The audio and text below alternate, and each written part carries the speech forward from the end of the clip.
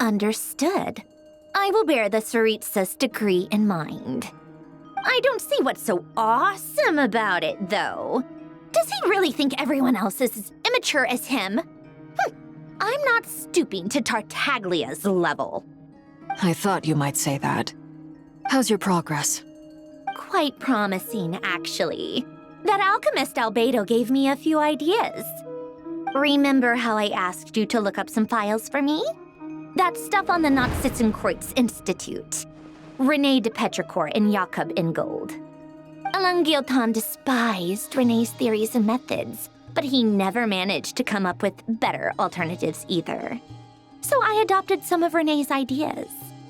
I thought Alain was like a father to you. He and René were mortal enemies, were they not? And what would you say if Lenny and his friends one day learned something useful from someone you utterly detested? I would applaud them for it. That would mean that they have surpassed me. For all we know, Alain Guillotin might have thought the same thing. Not that it matters, though. He's dead, and I'm alive. So it's my call to make. Once you die, it doesn't matter how great you were in life. Only the living get to decide what happens next. Hey, come on out. They're back. Huh?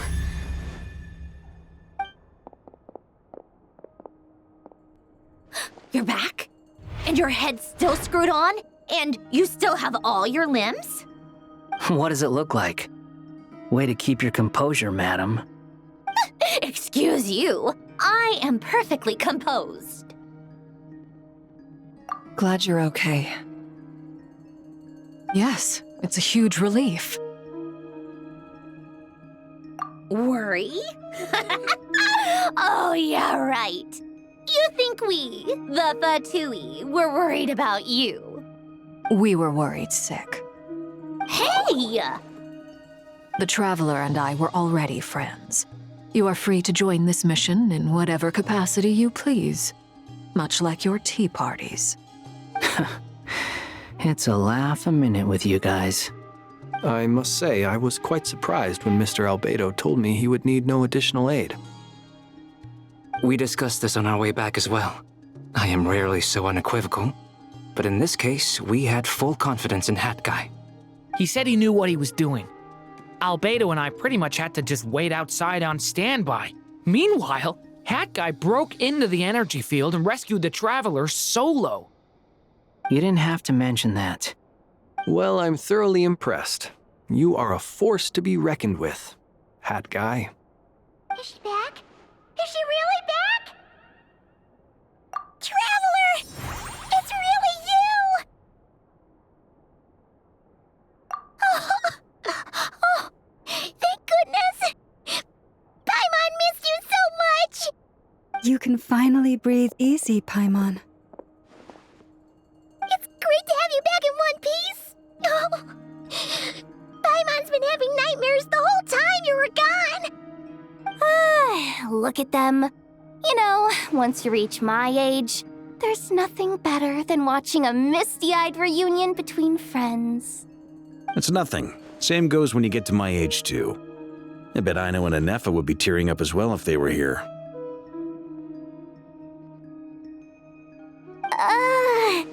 Varka, I'm not sure Anefa can cry. Oh, yeah, good point. Hey, your eyes are looking a little red and puffy. Come here, let's hug it out. What? Ew, no! No, thank you. You're not my dad, okay? Knock it off! Everyone, I'm sorry for all the trouble I caused you. But the silver lining is, I didn't come away from this ordeal empty-handed. While I was being held captive, I learned a lot about Dottore current capabilities and what he plans to do with them. Allow me to explain.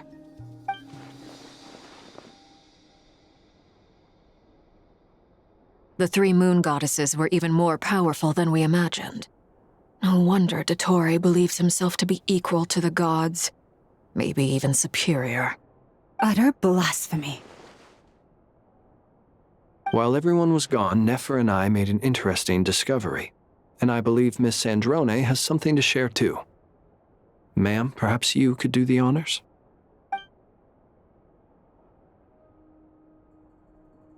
Called it. Getting rid of a pesky troublemaker like her is like trying to clean up after a crumbly cake. It always comes back to haunt you. Our next step is to find a way to bring her back. A place where time flows backwards, with no destination in sight. Surely it must have been created for a specific purpose. But I fear the answers are buried deep in Tevat's history, held by great powers beyond our reach. It sounds like she's on a specific path through time, just traveling in the opposite direction to us. The question is, where does that path lead? Or will it keep going to infinity? We considered that question as well. Strictly speaking, time is not infinite. Indeed not. Every road has an end. Nicole! You sure loved quietly sneaking in mid-conversation. I do, in fact. It's something I've always done at our mages' tea parties. Quiet, mysterious, and persuasive. You wonder what lies at the end of her road. Well, just as the world has a beginning and an end, so too does time. And so, the end of the road is the moment that Tevat was born. But where Miss Columbina will end up along this road, that depends on where this particular river of reverse time began. What about the original moons and the moon goddesses? Do they have a beginning too? All things do. In the beginning, no moons adorned the sky. It was the Dragon King Nibelung who raised the 3 moons into the heavens, and thus were the moon goddesses born. They were shadows of the planet, born to wield Nibelung's authority and oversee the world on his behalf. They were extensions of his will, manifestations of his majesty. But then one day, they disappeared just as suddenly as they had once been brought into being. Nobody knew where they had gone.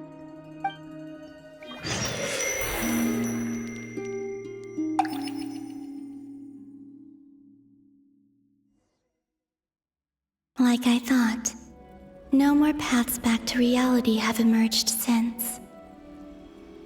But how can I be sure that I'm going the right way without scenes from reality to keep me on track? I can't even be sure of how long I've been walking for. The further I travel, the less stable this space becomes. There are even moments where I can sense something that feels like abyssal energy. They can just materialize out of thin air.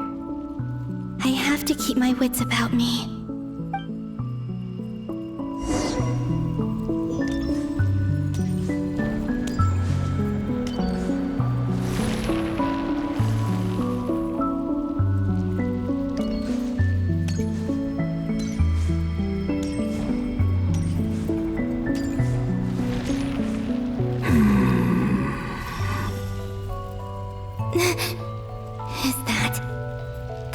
Here of Solnari?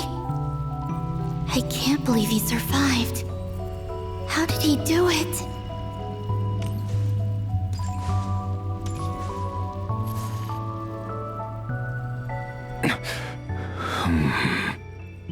You are the moon goddess. But how? Please, there's no need. I'm not interested in fighting anymore. I find that a little difficult to believe. Yeah. Honestly, so do I. The way you used my own power against me was... It was a brilliant strategy.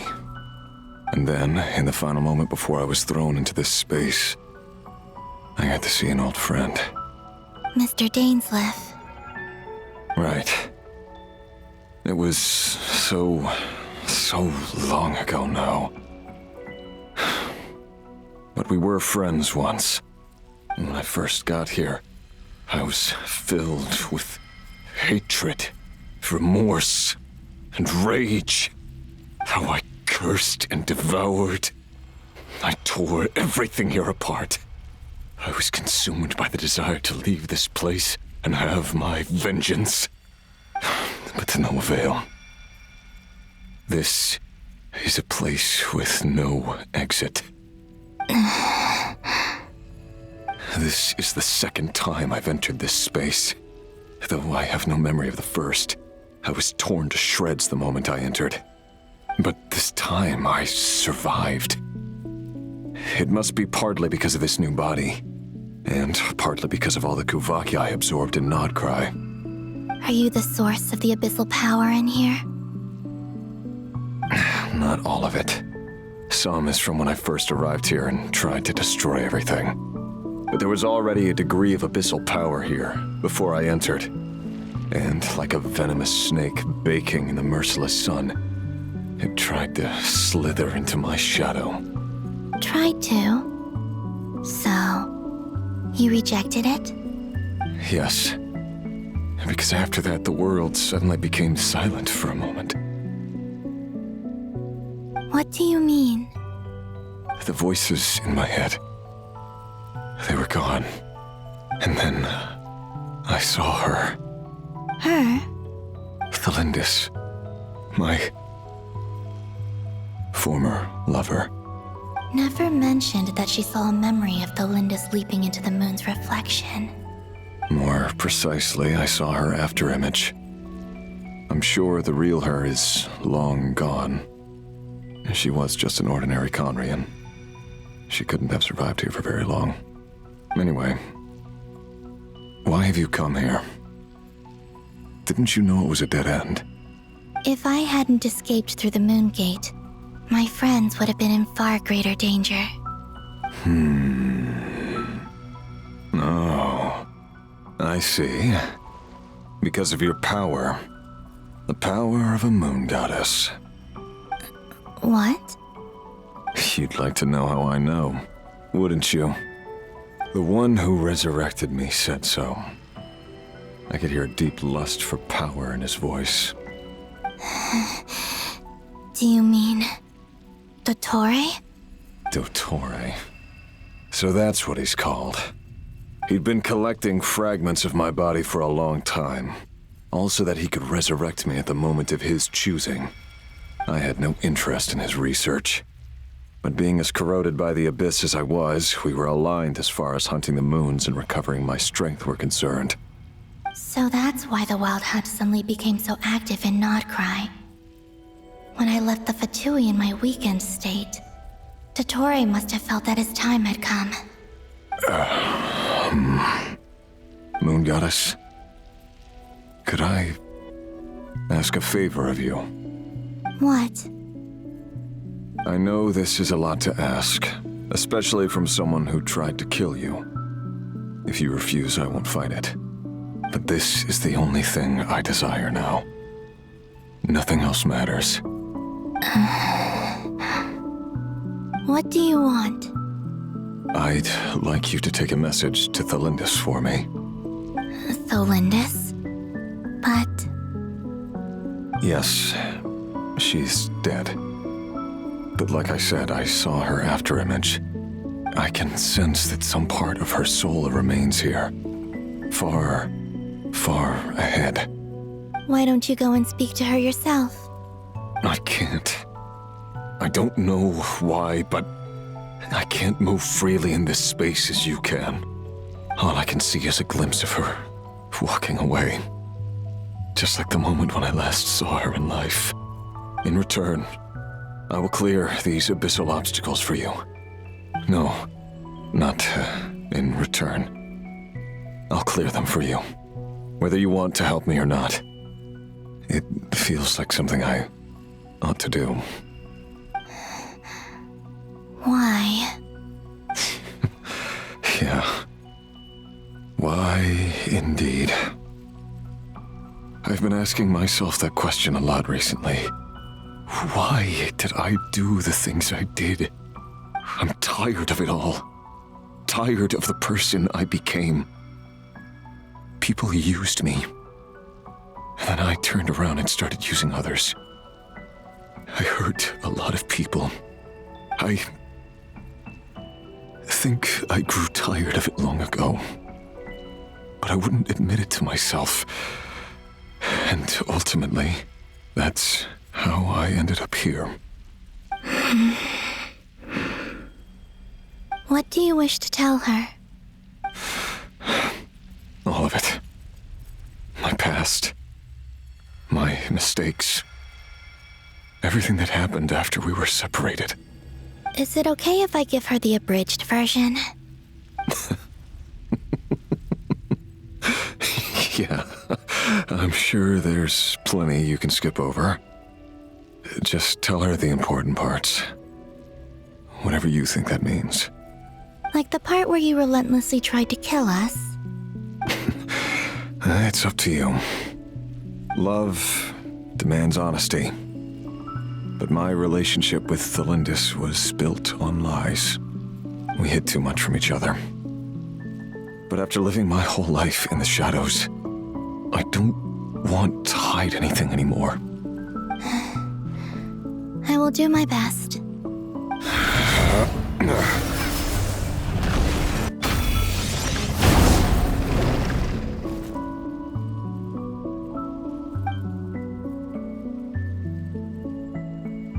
There. The abyss will no longer stand in your way. Even though Mr. Dainsleif felt he had to fight you, I think he still regarded you as a friend. Dane? He said that you betrayed him, but he also felt great remorse at never having understood what you were truly going through. Why tell me this? Because if he'd known that someone could take a message to you, I believe that's what he would have said. Thank you. It means a lot. I know this will sound strange coming from me, but don't die, Moon Goddess. I can tell that you're determined to get out of here.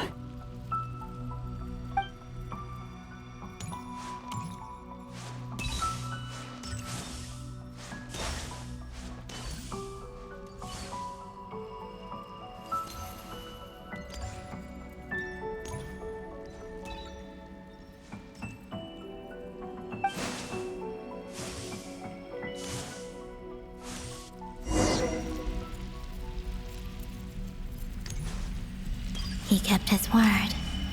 The abyss is no longer obstructing my path.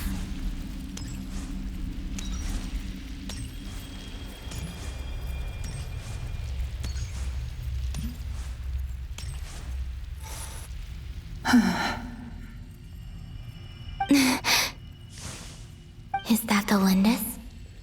She wasn't far off at all. And yet, they can never meet. Hello, Miss Thelindis. Who are you? How do you know my name? I've never seen anyone else here before. You can call me Columbina. I promised Rerir that I'd bring a message to you. Rerir? My Rerir? Is he well? He's doing better than he was. Better than he was, huh? Sounds like he's had a pretty rough time. Others have had a rough time on his account too. In many cases, their time ran out because of him. And I'm not just talking about the children of the Crimson Moon. So, things got worse before they got better. Could you tell me what happened, Miss Columbina? Are you sure you wish to know? Yes. This is my opportunity to learn the truth. No matter how hard it is to hear, I have to know. I admire your courage. However, time is short. I cannot stay here for long.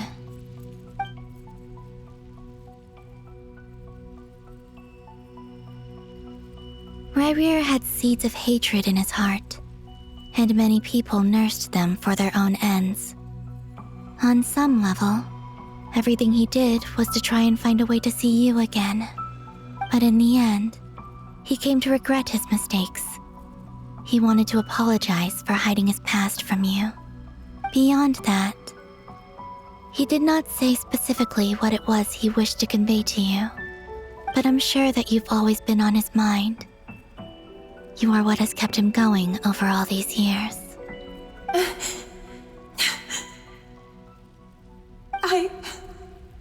I'm sorry, Miss Columbina. This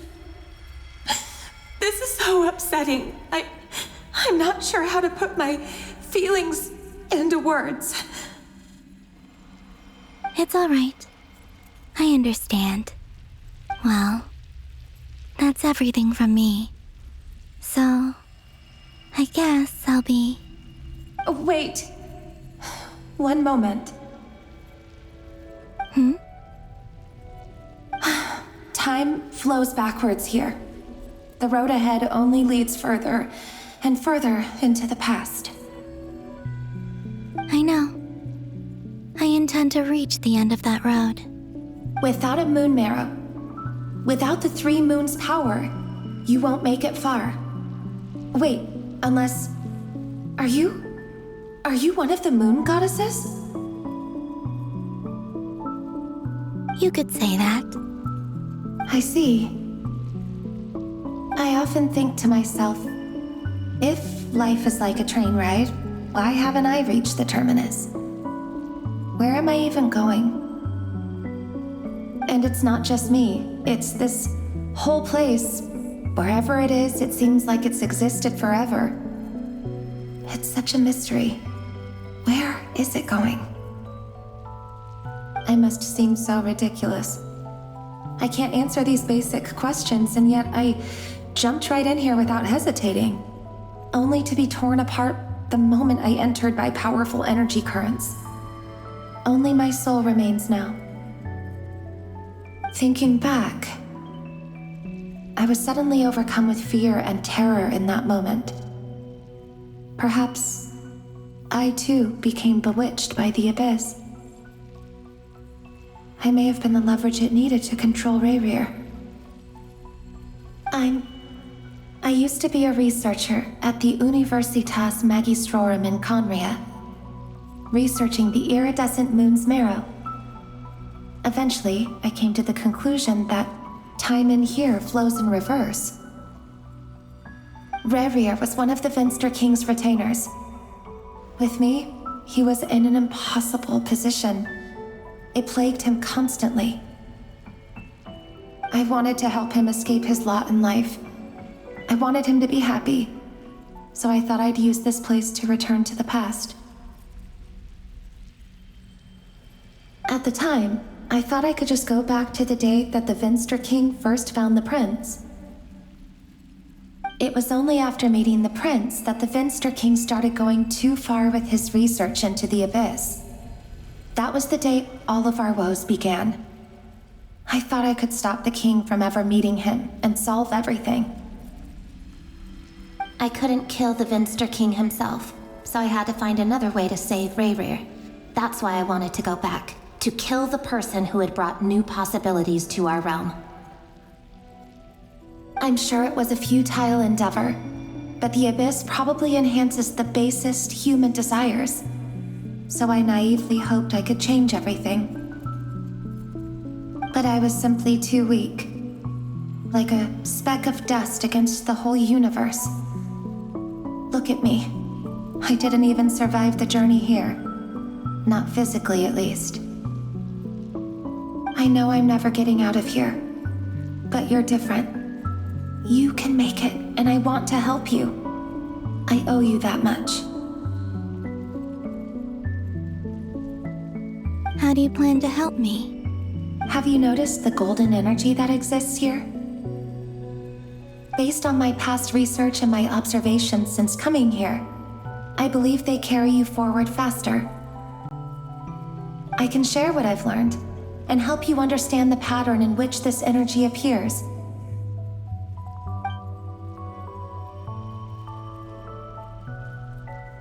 I think you just might...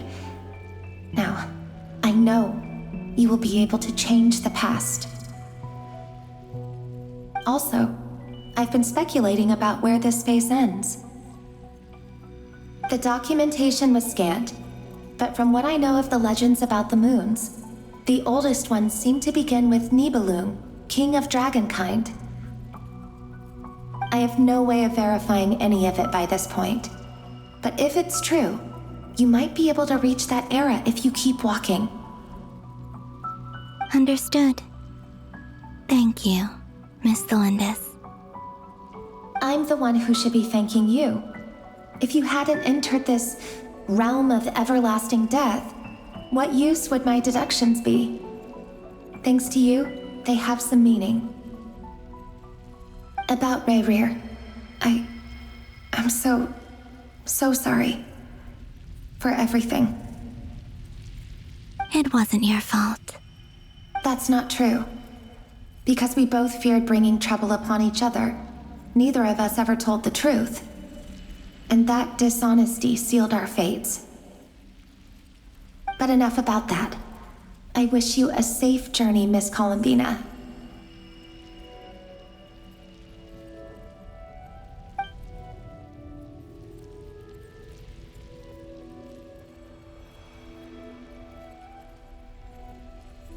And may the outside world never have to experience pain like this again.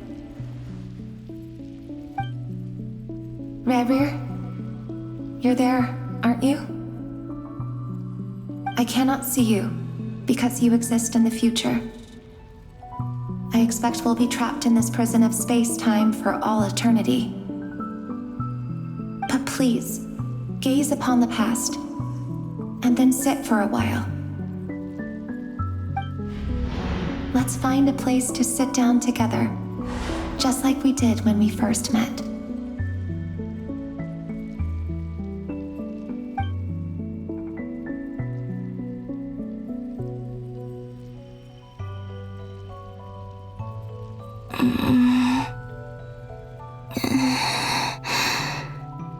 How long have I been walking?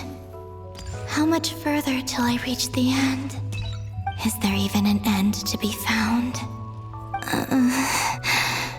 Everything's getting blurry.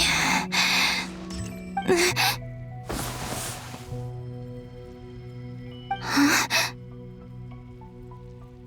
Are you all right, little sister? Have you come from the distant future?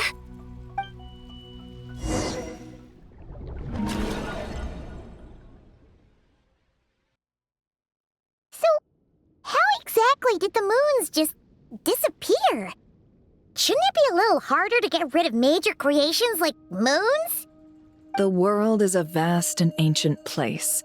On a certain scale, all life lasts for but a fleeting moment. Miss Nicole explained that the moon goddesses likely perished in the War of Funerary Flame. The moons themselves were also destroyed at that time, save for the Frost Moon, from which a new moon goddess was later born. Am I missing something then? 'Cause the stories say that the moon goddesses were born on the moon, but doesn't Columbina say she was born in Nodcry? Huh, you're right! Why do their birthplaces differ? What's the difference between the two generations of moon goddesses? Also, remember what Sandrone said? Her scans detected 4 moons. In other words, 4 moon marrows. Technically, the result of the scan means that 4 moon marrows were detected and positively identified as moons in that moment.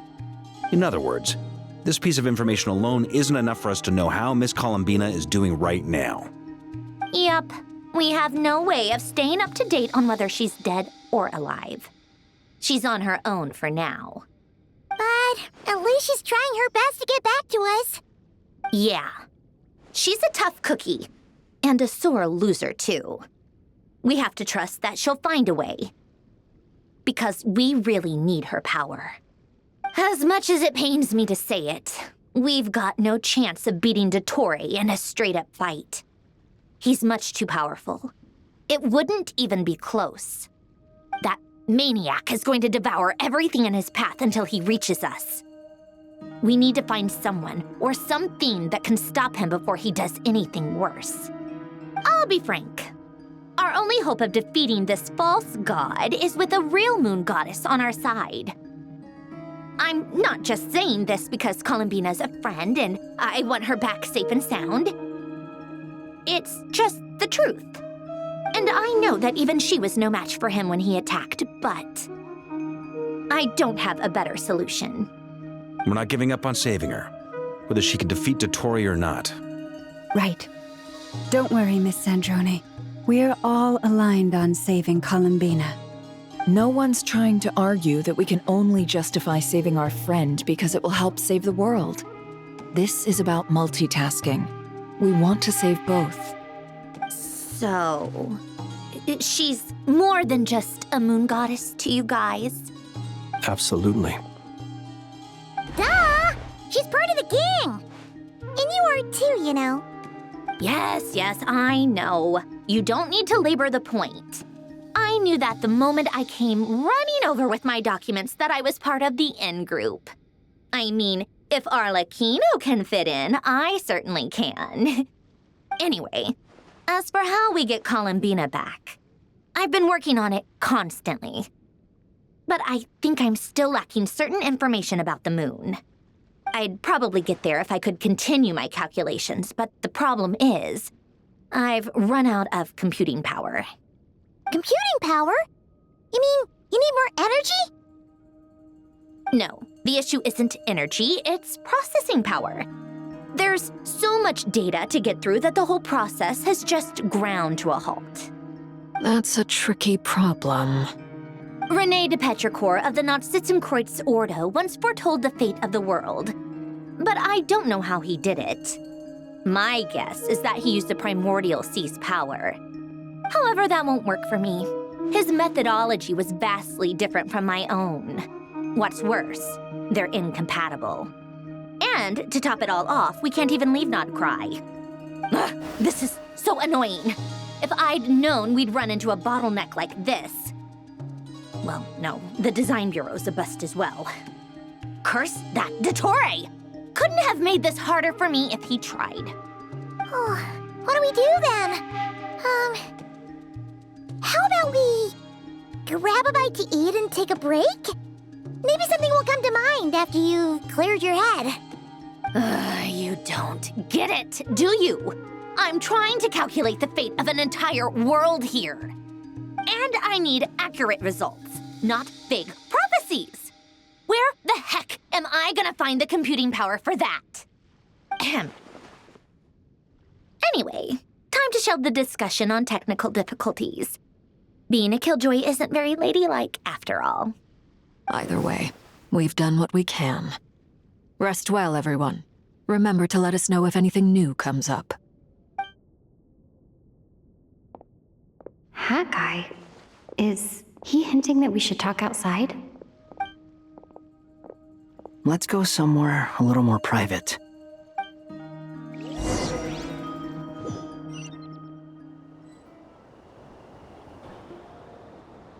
You know that Dory went back to Sumeru, right? Yeah. She mentioned she was planning to head back. Things aren't looking good for Nodcry. She's gone to spread the word so that Sumeru has a chance to prepare for the worst. From what I know of Dottore, there are two possible reasons why he hasn't made a move yet. One is that he's still working through some kinks in his new powers. The other is, he wants to see how we're going to react.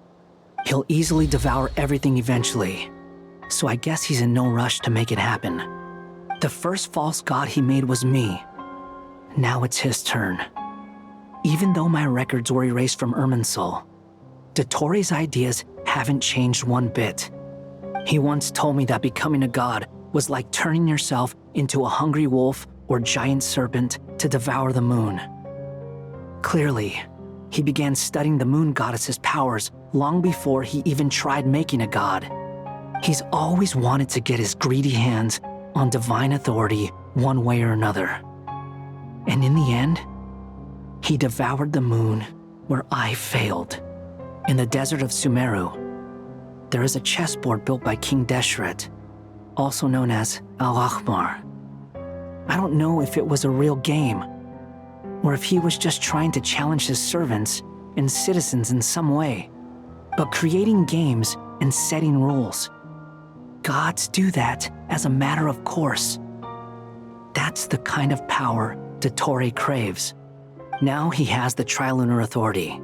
His power is leagues beyond the common people. I don't think there's any point in other nations rushing to the front line. They're better off focusing on defense and hoping they can fend off any threats that spill out from Nordcry. Either way, Dori will inform Lesser Lord Kusanali, and she will contact the other gods in turn. The Seven will have some recourse available.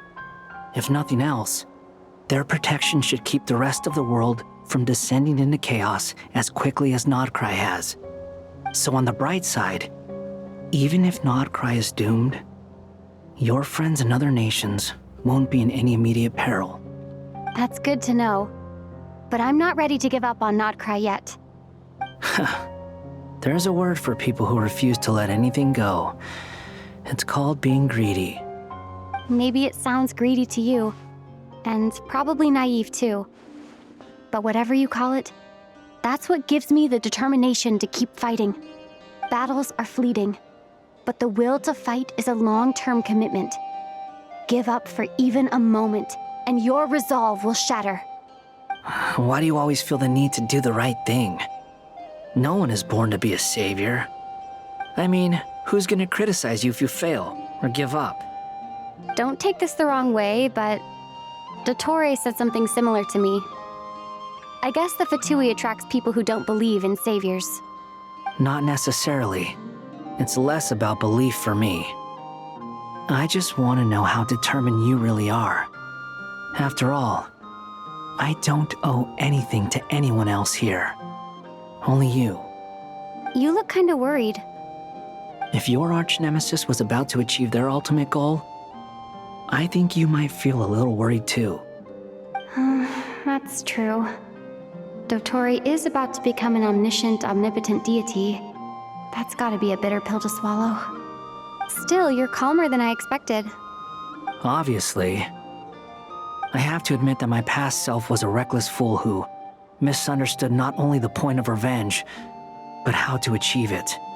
And as much as I want my vengeance, I know I'm not gonna get it by acting alone. If the world's taught me anything, it's to think before I act. Too bad it never taught me any other virtues, though. So, I am going to destroy Dottore, no matter what it takes. So, what's your plan? I'll get to that. First, tell me, what do you think of Sandrone? Just like Paimon said, she's a friend, part of the gang. How much do you trust her? This is a serious question. Think carefully before you answer. Although she's with the Fatui, she has her own values and she's helped us a lot. If nothing else, she's clearly going the extra mile for Columbina. I see no reason not to trust her. If you say so. In that case, the three of us need to talk. I have some thoughts about her computing problem. It can be solved, but it will come with a cost. How much? If I can afford it, I'll cover it.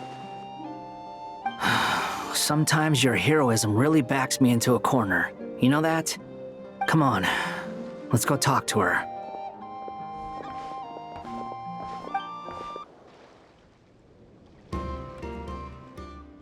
Miss Androne, Traveler. Hey there. Paimon's here too! She was just helping them sort through their things. How did your chat go? That was fast. The call only just ended. Well, you said it was urgent, so we got here as quickly as we could. Albedo, I have some alchemy questions for you. I see. Looks like my knowledge proved useful after all.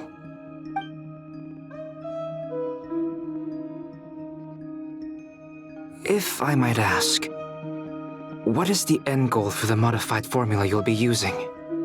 I needed to predict the future of the entire world. But I've run into some teething issues since trying to implement Renee's theory of the 4 Orthants.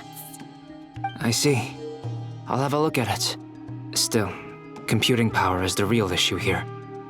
How do you plan to solve it? About that, it's been sorted. Oh, with the Traveler's help? Actually, you're not wrong. She found the person with the solution. Was it Hat Guy? Yeah, it was him. Wow! Go Hat Guy! Seems like all that time studying at the academia is paying off big time. But where is he? Wasn't he the one who asked Albedo and I to come here? Come with me.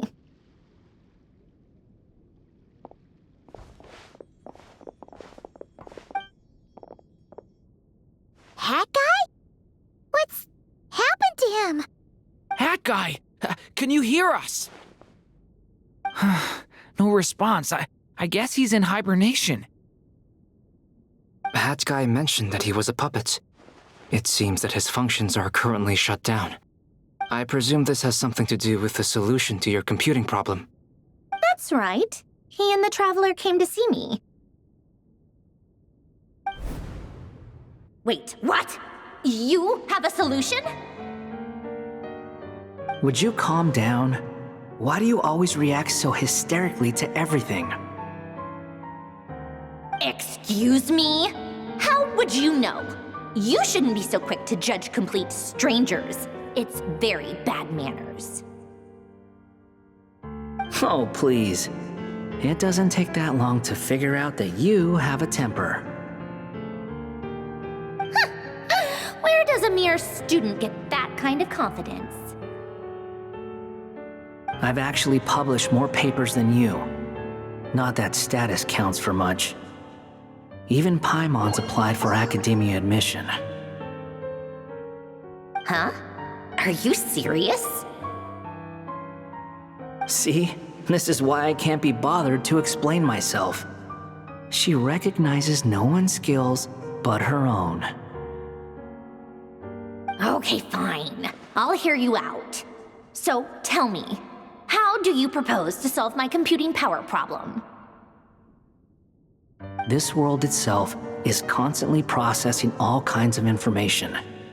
If it's the world's future you're trying to calculate, you need a processing device that's designed to cope with that volume. Easier said than done. Only Irminsul can handle that kind of...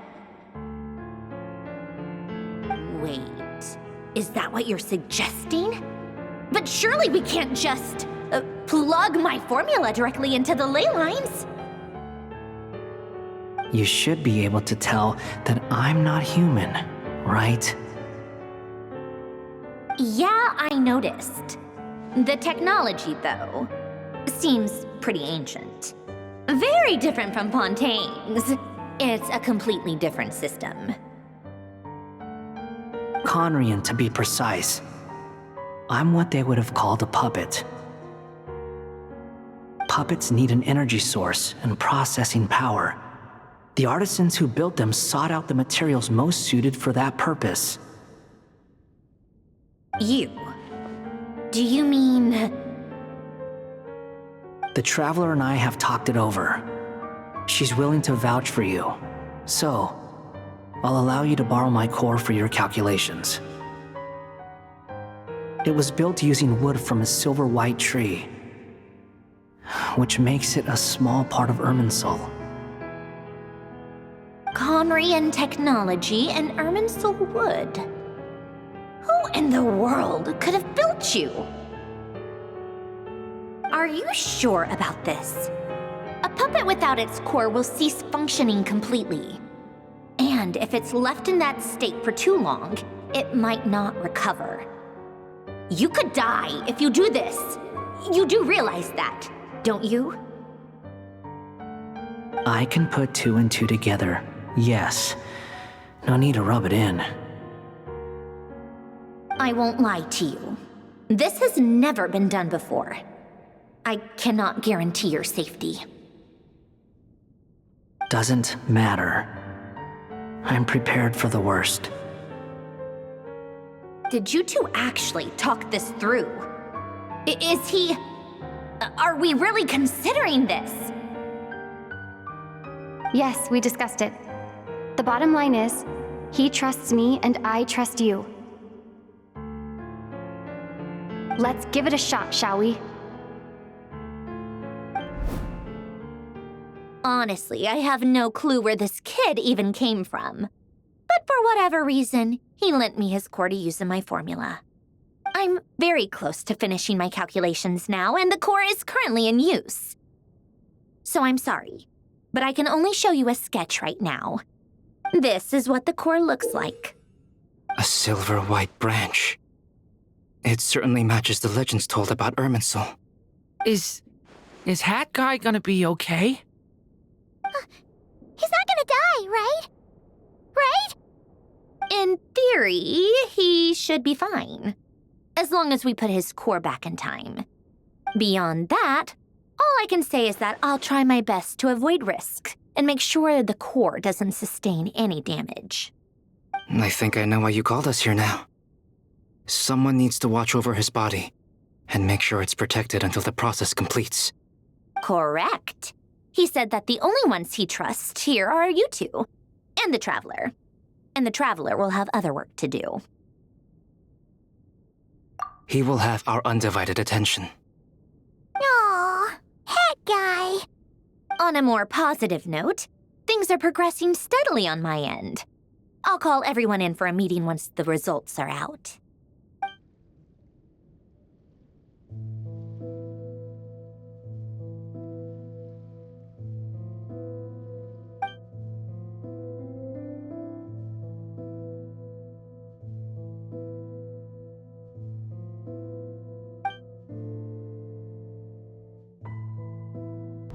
The worst-case scenario with the core removal is either a system reset or a total loss of function. But I'm not afraid. A quiet death should have been my fate long ago. A core is completely different from a heart. It's like another vital organ entirely. I never believed it could be a true replacement for what I sought. But in the end, it turns out the core was more useful to me. Pretty funny when you think about it.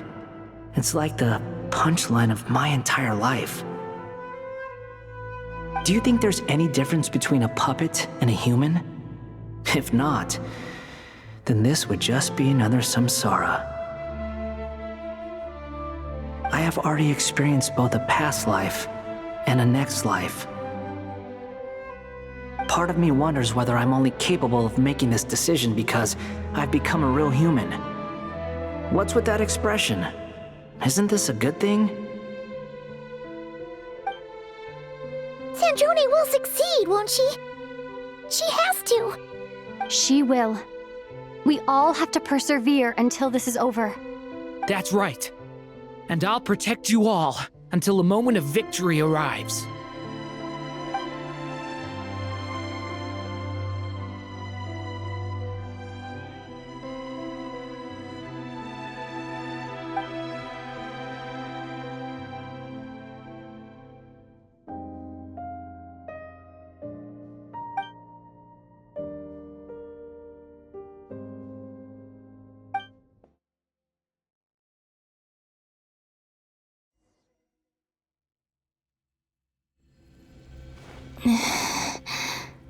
Who are you?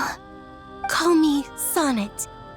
You have the same power as Canon. Sonnet. So, you're the goddess of the iridescent moon? Oh, goodness. You recognize me? Well then, what's your name? Columbina. Columbina Hyposelenia. Hyposelenia? What a lovely name. Did you choose it yourself? It was A joint effort between me and my friends. Friends? You mean your friends in the heavens? Huh? Oh, sorry. You must be exhausted. I apologize. Hang in there. Let me introduce you to my older sisters. Do you mean the other two moon goddesses? Arya and Canon? Wow, you sure know a lot. Hey, does that mean that our story goes on into the future? Oh, I guess that wasn't the best question to ask. It's all right. We were prepared for that possibility. You could say we were too prepared. I can't even remember how long my sisters and I have been here by this point. When did you get here? How long has it been? I can't say for sure, but it feels like it's been forever. I see. Are you feeling all right? You look a little unwell. I can hold out a while longer.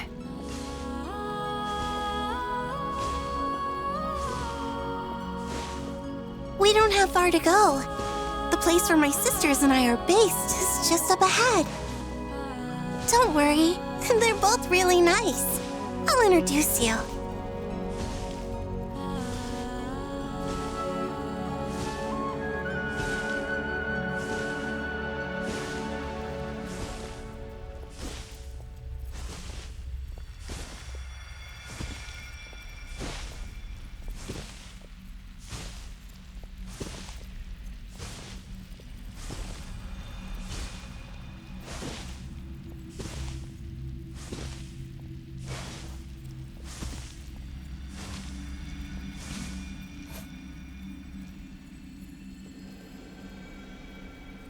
Sisters! I'm back! And look who I've brought with me!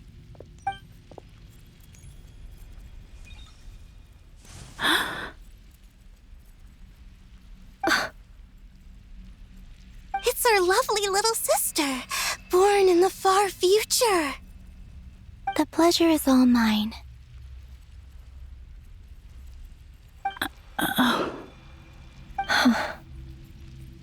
Allow me to introduce you to Columbina Hyposelenia.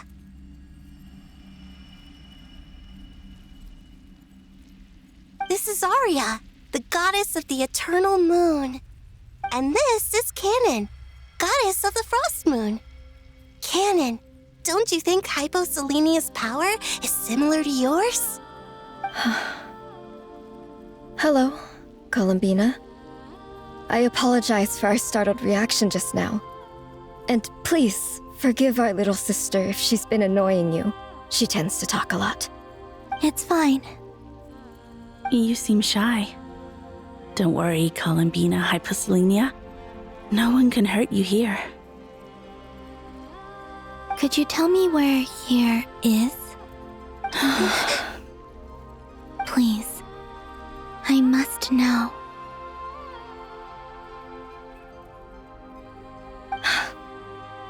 My dear sister, this is where Tevat's original ruler, the Dragon King Nibelung, imprisoned the moon goddesses. What? You're scaring her, Canon. No, I'm fine. Please, continue.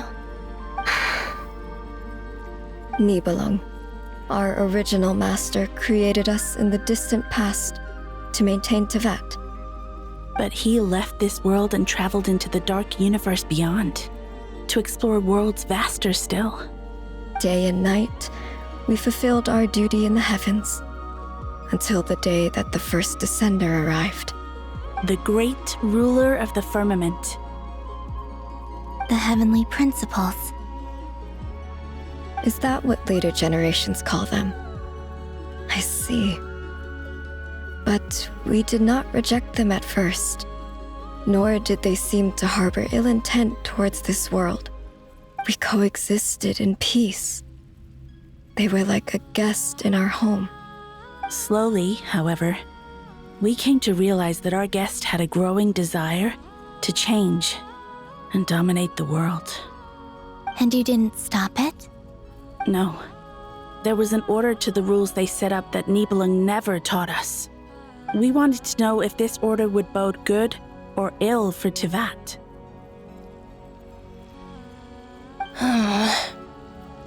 All right. Canon and I wanted to know. Sonnet was against it from the outset. Later, we discovered that this great ruler of the firmament bore an almost paranoid hostility toward the desire of certain life forms to seek power. Or perhaps they feared them. They would even cast down celestial nails as manifestations of their power, to punish the civilizations of the world below. Only this was far beyond mere punishment. Right.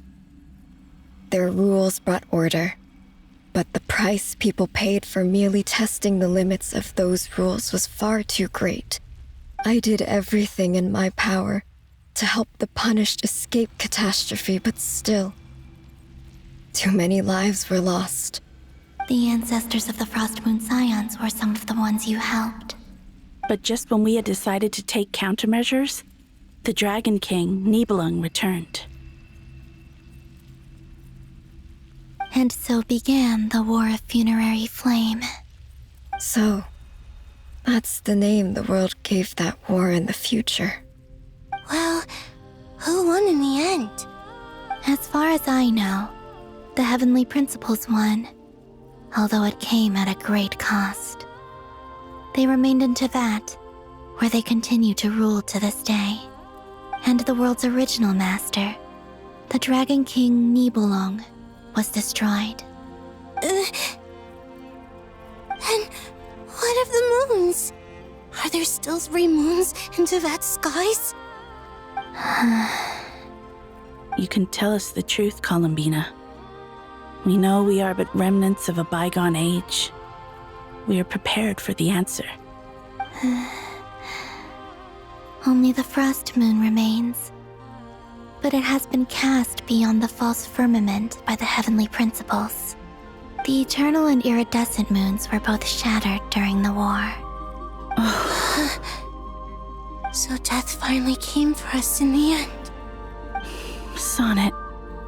But you're still here, aren't you? A moon goddess cannot live without her moon, Columbina. She's right. That's why I began to disappear. Because the Frost Moon is cut off by the false sky. How much worse it would have been if it were outright destroyed. Our souls may endure within this lunar palace, but if our moons are destroyed, then we shall disappear the moment we depart from it. I'm sorry. There's no need to apologize to us, dear sister. If anything, we owe the world an apology. If only we'd decided to act sooner, rather than arguing amongst ourselves. All the more reason not to spend this time in regret and repentance. Instead, we should focus our efforts on how we might help our future sister. Sorry? Don't you see, Columbina, your story is not yet over. Is that not why you are here?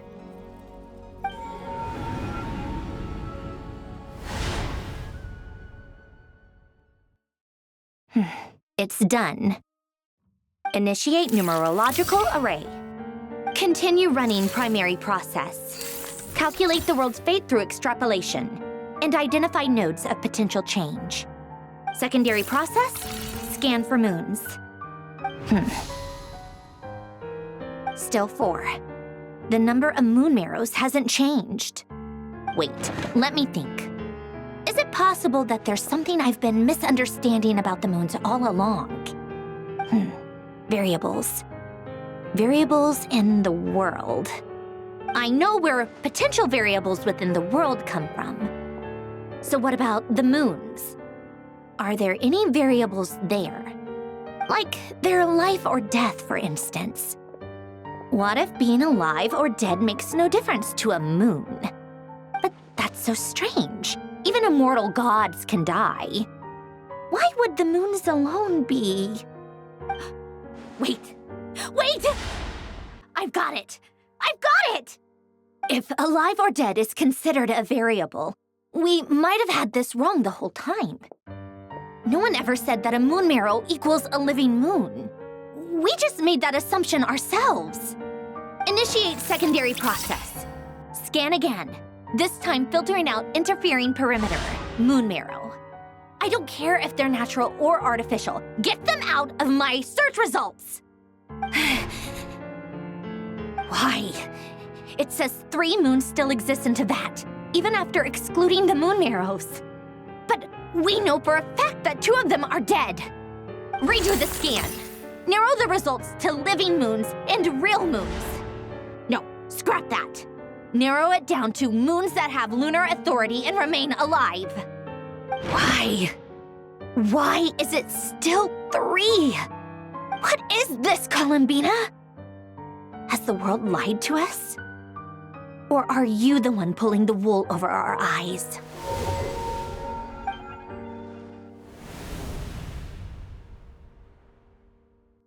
So, you think that the moon's reflection might be where Nibelung imprisoned the 3 moon sisters?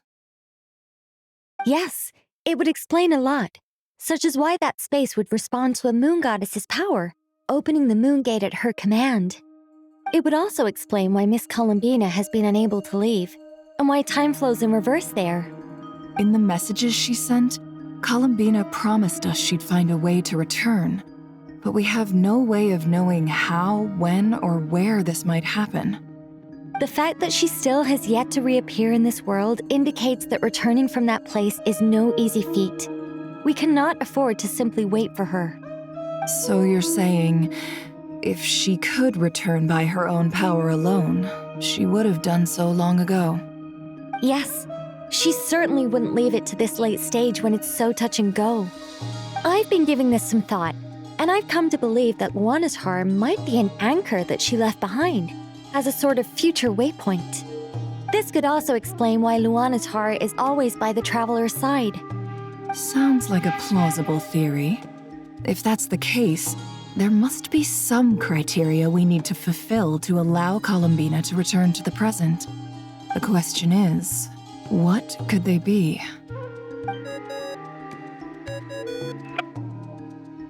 Hello?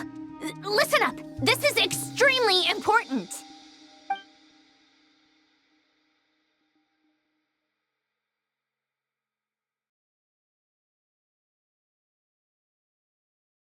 Not only is Columbina alive, but she may well exist in a form unimaginable to us. I'm still unclear on the details, but she's done something truly inconceivable in the past. And the clue to what she's done lies in the moon and Teyvat sky. Truly amazing. Oh, I'm so delighted for her. I'm sure we all feel the same. And I'm sure Columbina is ready to get back here and fight by our side. I'll keep my calculations going and try to find some way of coordinating with her. But that's not an excuse for everyone else to slack off, okay? All of you had better keep trying to think of solutions. How can the dead moons still live? And Luanatar?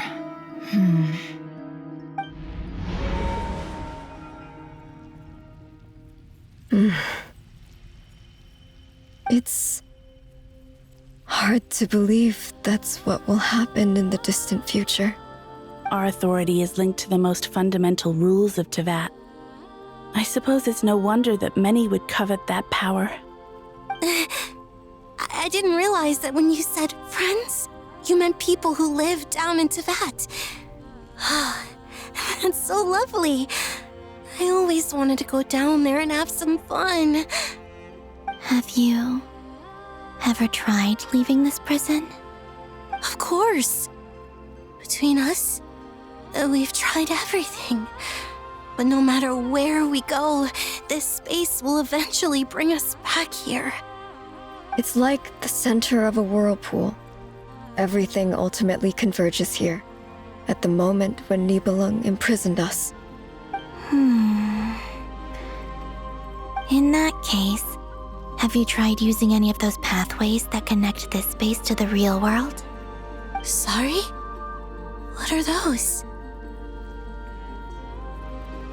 They're passages through which you can make small-scale changes to reality by using Kuvaki. Or am I the only one who can use those passages? Because part of my soul remains in reality. Kuvaki. What is that? You don't know? It's a unique kind of elemental energy found only in Nodcry, the land from which the moons arose. Oh. Well, it's true that the moons first rose up from the part that you say is called Nodcry. But there is no difference in the elemental energy between there and anywhere else. What? Could you show us some of this Kuvaki hyposelenia? Maybe if we see it, it'll make more sense. Okay. Isn't that just your power? What? But it's everywhere in Nodcry. In the air, in the land. Even the creatures who live there have adapted to its influence. How curious.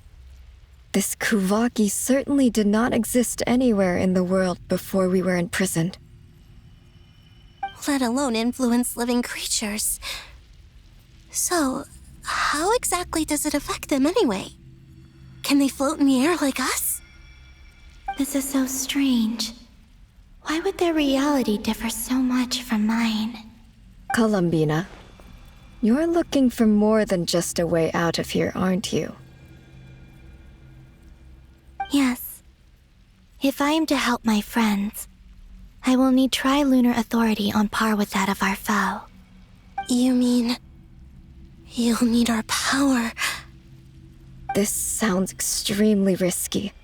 The three moons' powers are not mutually compatible. Concentrating them into one goddess will be a very painful process. And if anything goes wrong, it could tear you to pieces. I know. But I'm willing to take that risk. Even so, let's say we successfully transfer our authority to you. How will you take it outside this prison? Niblin constructed this realm specifically to prevent us from using our powers to interfere in his war. No moon goddess can leave this place alive. What if I don't leave alive?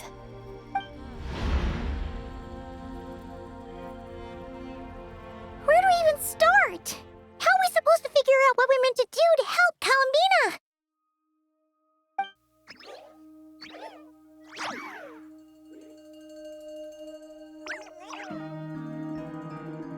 Columbina, what do you need from us? If she really got to the beginning of time in there, how do you think she'd leave us a message?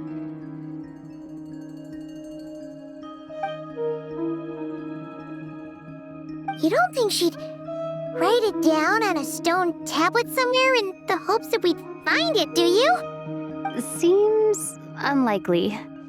Columbina may not talk a lot, but she thinks deeply about issues like this. Let's review what we know. This is the Columbina who fought alongside us against the Reikir of Solnari, and with whom we celebrated Moon Prayer Night. She knows our personalities, our ways of doing things, even our unique strengths and abilities.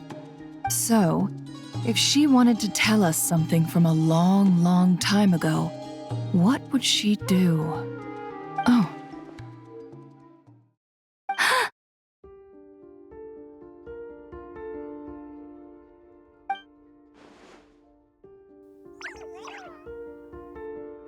Traveler, you once said that those golden ripples also appeared when Luanatar was born. What if Columbina left Luanatar here, not just as an anchor to the real world, but for some other purpose? If she is part of Columbina, and Columbina knows that I can see past events through her. Oh yeah! Like when you peeked into Rarer's past through his heart. Nefer, wait.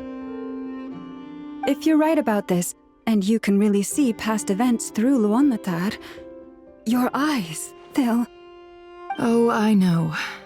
Looking at Rerir's past in Conria was already enough of a strain on my eyes. Looking this far back into the past, it'll surely blind me. But it's our only chance. This is the only way. Boss. We spoke about this once, a long time ago. Do you remember what I said, Yehoda? The day I lose my sight, the Curatorium of Secrets will be yours to run. But... What's wrong? I'd be overjoyed if I were you. This day's come a lot earlier than either of us expected. I need to know you'll honor our agreement, Yehoda.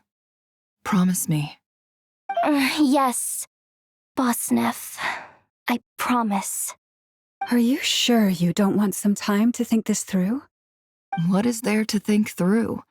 I should have gone blind after our battle with Rerir. Frankly, it's almost criminal that I got away with it for this long. Then at least let me take some precautions on your behalf. And if you really do lose your sight, I'll visit your office every day and make sure you're well looked after. Oh, please, anything but that. I was actually ready to go through with this. Are you trying to scare me into backing out? As if I could ever scare you. I'll assume you're just joking to calm your nerves. All right, enough chit-chat. Let's do this.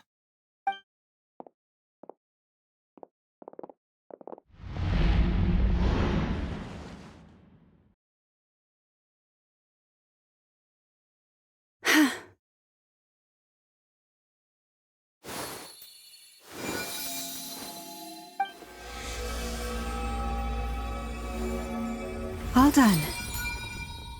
Good. Now give me some space.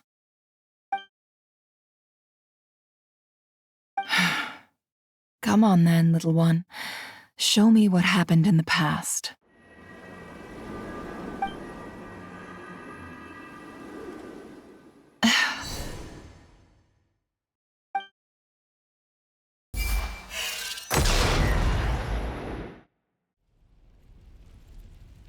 Between the Trilunar Authority, Kuvaki, and the sole-surviving moon, the Frost Moon, I think I might know how to get back. But I will need my sister's help. Time to go talk it over with them.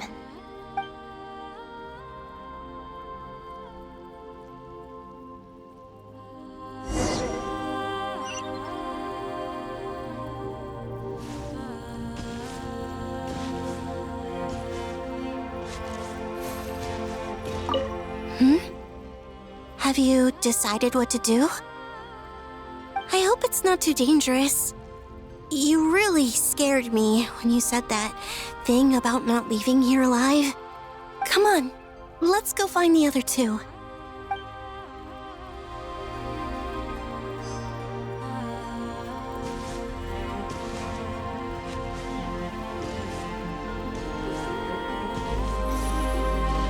It seems you have reached a decision. I'm all ears. What do you propose?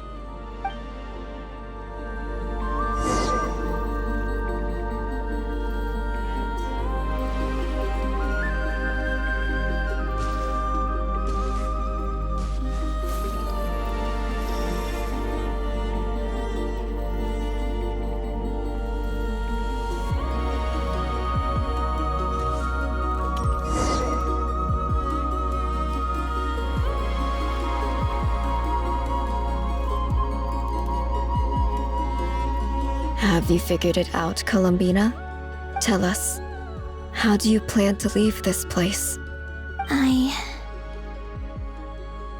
intend to die here, in this moment, and then be reborn in the future with the help of my friends.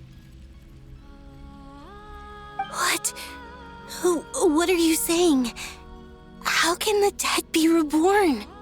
And how will you inform these future friends of your plans? You can't exactly leave oracles. Nothing can escape this place. Not a single ray of moonlight. And even if you found a way, what if they never find the message you left for them? You'll... No, that won't happen. Come again? They will find my message. I'm sure of it. I'm not following. How exactly will you achieve this? It's quite simple, really. First, I will leave my soul here.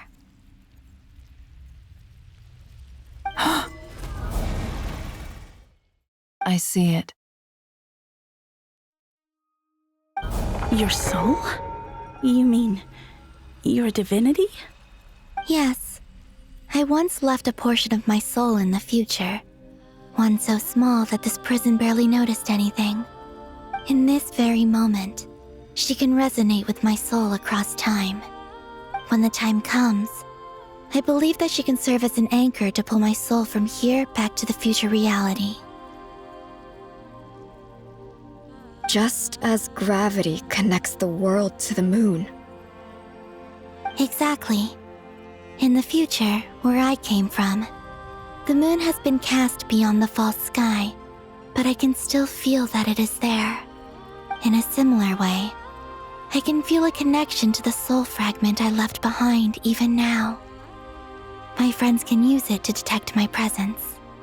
But how do you just leave your soul here? Is that even possible? On my way here, I met an ordinary mortal who entered this place long before I did. Her body is long gone, but her soul remains. And before that, I encountered an old enemy whose entire soul survives here intact, while the power that once corrupted his body has faded away. So, perhaps this space is specifically designed to imprison divinity and authority, but not the physical body. Still, even if your body can escape, would it not just be a lifeless husk without the soul inside? Wait, is that what you meant when you said you wouldn't leave alive? Yes. I shall turn my body into moonlight and pour it over Nodcry.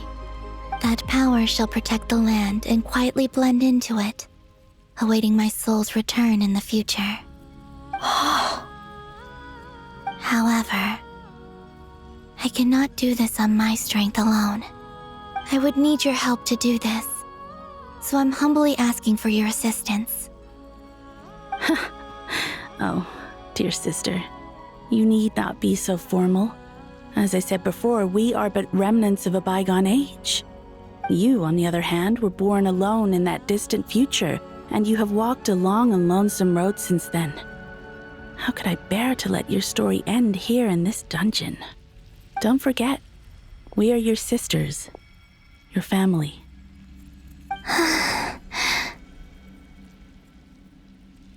Arya's right.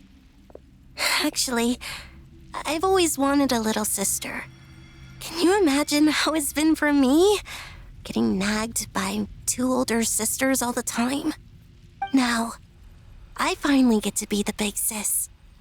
And not just that, but I get to help you return to your world, too. How could I say no to that? Sonnet. Canon?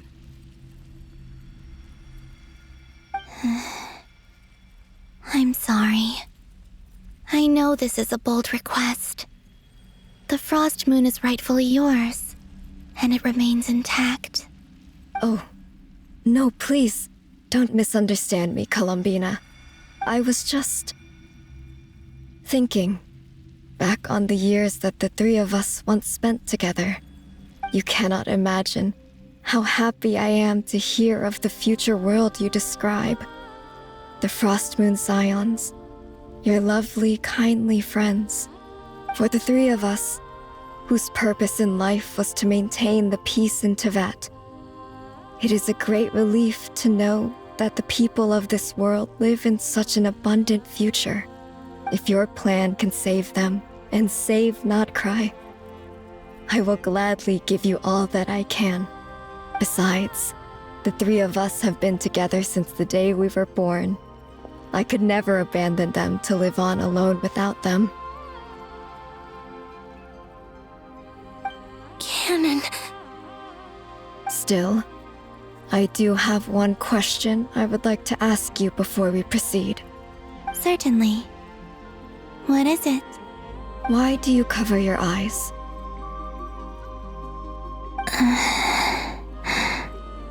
Yeah, I was curious about that too. But it seemed personal, so I didn't want to intrude.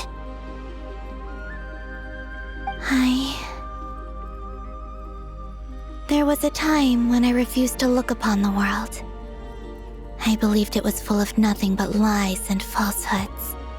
I wished to hide my feelings, seal my heart, until I could return to my true home. I see. Perhaps that decision saved you from ever having to see the false sky again. But at the same time, you likely missed out on many true and precious things, like the smiles on your friends' faces. Promise me this, Columbina. When you return to the future, open your eyes, take a look at the world around you, and see your friends. I'm sure that you know this already, given that you long to return, but that is your true home. Give me your hand, Columbina. Arya, Sonnet, you too. Okay. All right.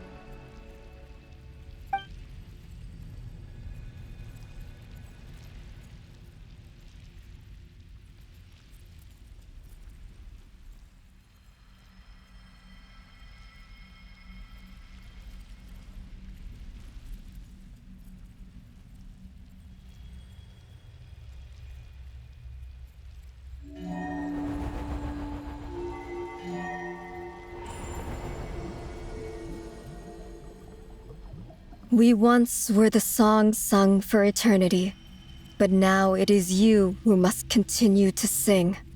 We once were the tides in the great river of time, but now we subside, and you arise. We were the messengers of madness and inspiration, but now the lies have faded, and your truth must endure. We are souls awaiting the sun. You must return to be with those who smile when they see your face.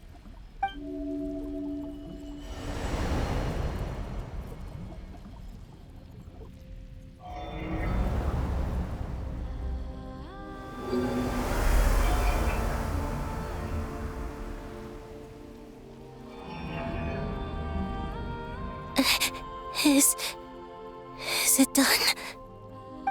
Yes. We have transferred the authority over all 3 moons to Columbina Hyposelenia. From this moment on, she is the Tri-Lune Goddess, the one and only moon goddess of this world.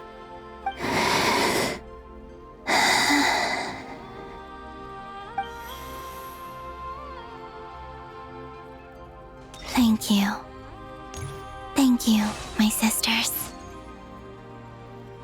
Now go, and do what you believe is right, Columbina Hyposelenia. Be aware that we cannot grant you the power of the 3 moons beyond these prison walls. The conflict that arose over their remains following our disappearance will still take place. I understand. Sisters, oh, my body. It feels... Now that we have given up our power and authority, our bodies are merely mortal shells. This prison is dissolving them as we speak. It's okay, Sonnet. The end must come for every god, just as it does for every human. That's all this is. The final destination of our lives. Canon and I will be by your side the whole way. We have one final request, Columbina. Could you use the Three Moons' power to send us back into the real world? Now that we have lost our powers, I doubt this space will seek to hold us further. It's just... we would like to spend our final moments together in the only place we ever called home. Of course. Gladly.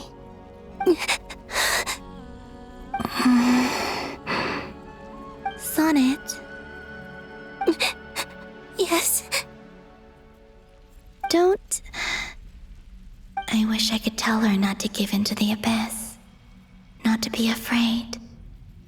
But is this really what I should say at this moment? Don't forget. I'm so glad to have a big sister like you.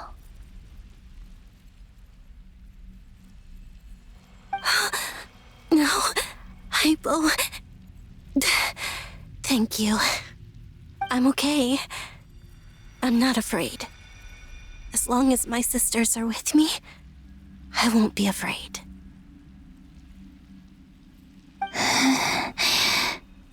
It looks like this is goodbye, sisters.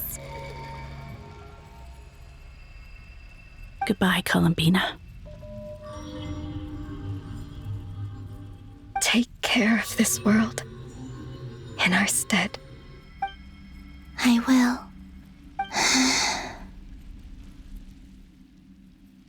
And now, it's time for me to bid farewell to my body, too.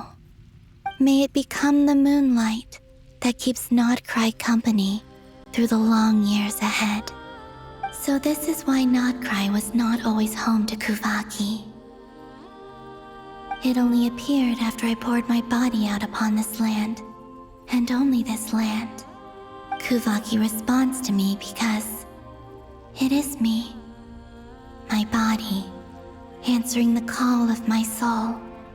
And the golden energy I've encountered on my way here was, in fact, that very soul, which I am about to leave here to guide me. O power Trilune, eternal moonlight. I, Columbina Hyposelenia, lay aside my body. Let it be cast into the dark night to illuminate the future. May it be a companion to all who dwell beneath the moon.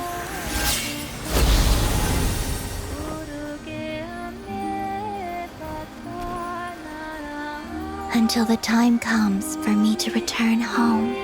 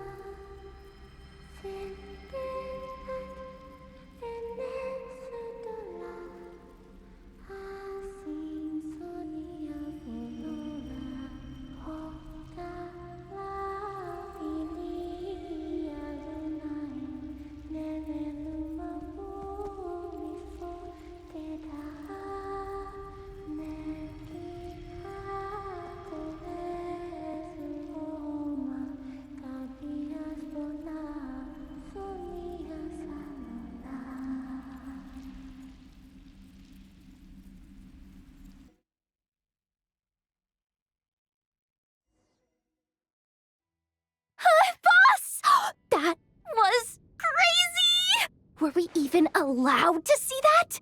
Is anyone? Oh, can you still see? How many fingers am I holding up? I see 2 fingers, and a look of sheer terror on your face. Truly astounding, Miss Nefer. Your eyes have glimpsed the very ends of the world, and yet they remain as sharp as ever. Or is the credit for this miracle due to Miss Lauma? It seems that even time itself is no match for your medical skills. Surely you jest, Mr. Flint. I suspect we have Columbina to thank. She must have realized the immense toll that the ritual would take and purposely set aside some of her power in the past to protect Nefer's eyes when this moment arrived.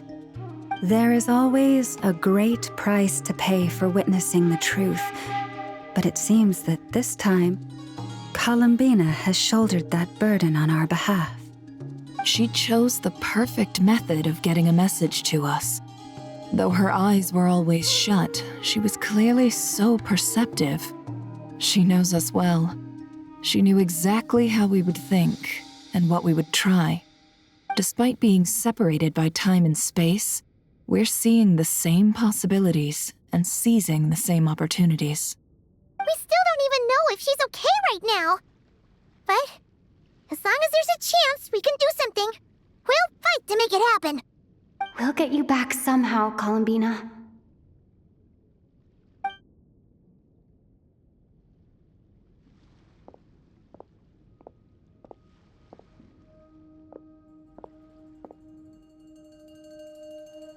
Well, based on the information we now have, let's figure out our next moves.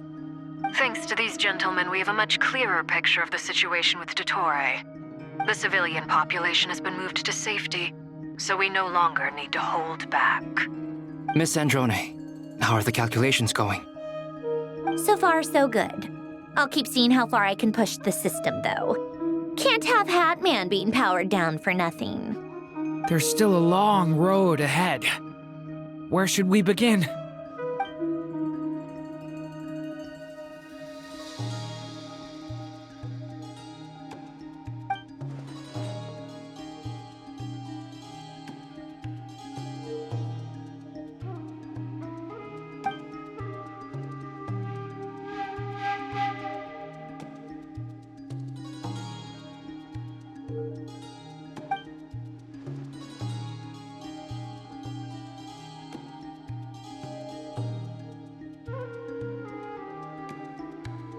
Our plan is clear.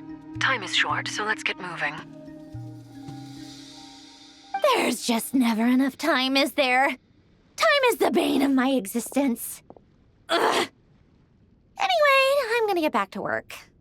All right, we'll do our part too.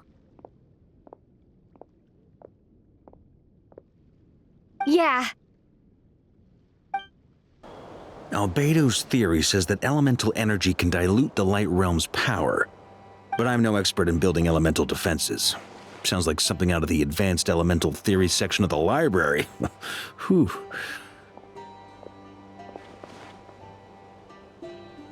You seem quite troubled. Well, yeah. I mean, who doesn't get a little flustered when they're completely out of their depth? You were the very picture of confidence back when you approached the Hexen Circle.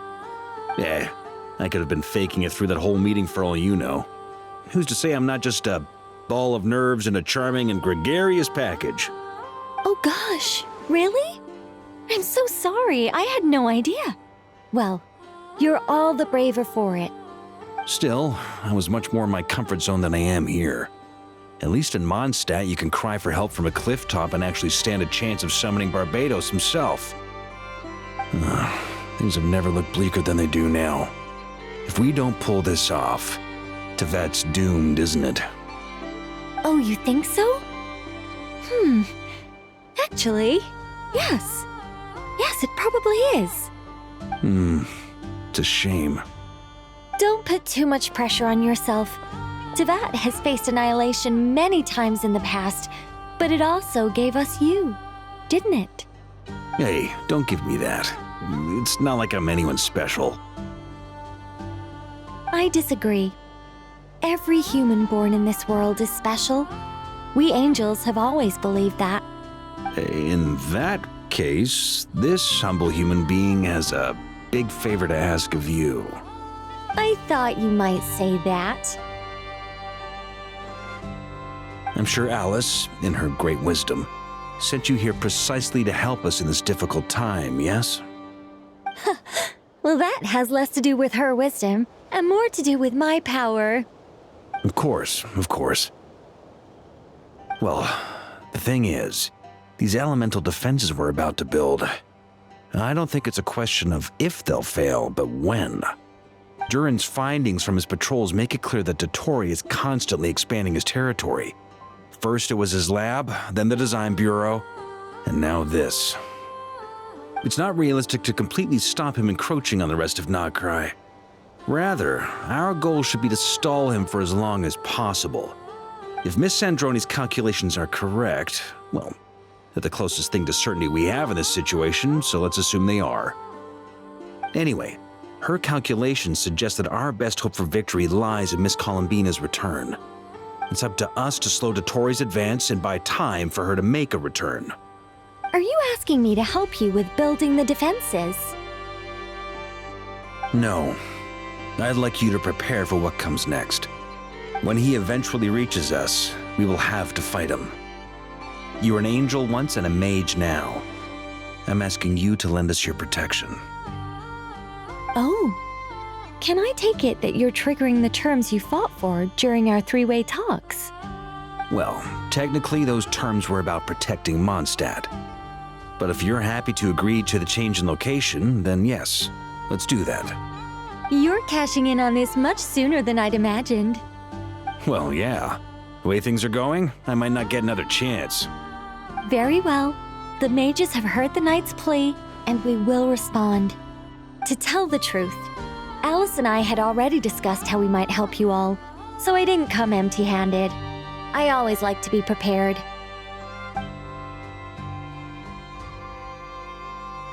This is...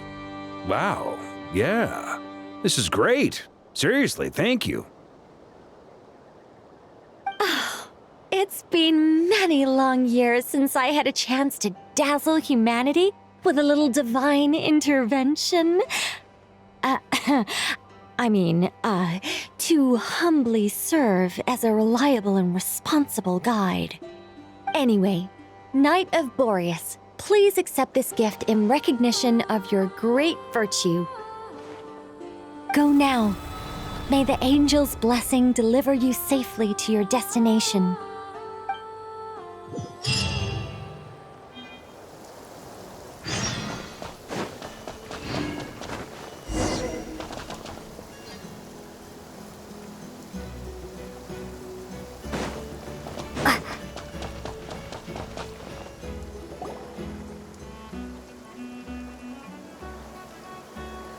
You're here.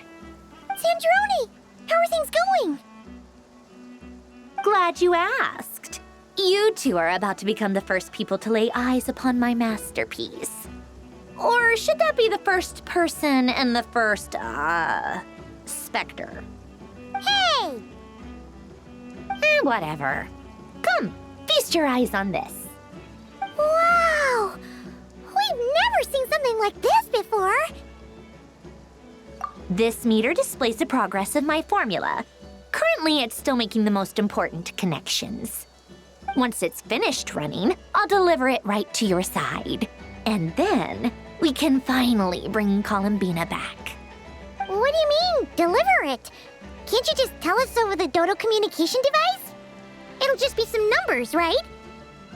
Ugh, you're such a greenhorn. This isn't the kind of formula you solve in math class.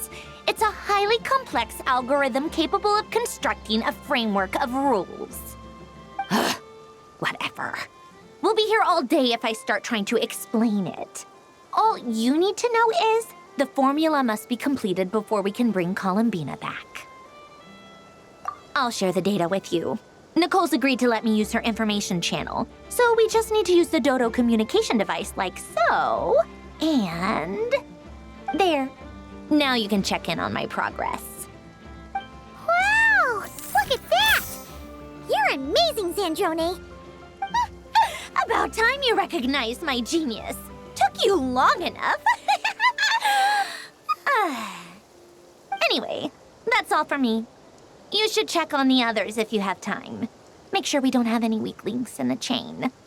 That might sound harsh to you, but close supervision is a common practice in a Fatui. Not looking to catch anyone out. I just care about everything going smoothly. That's all.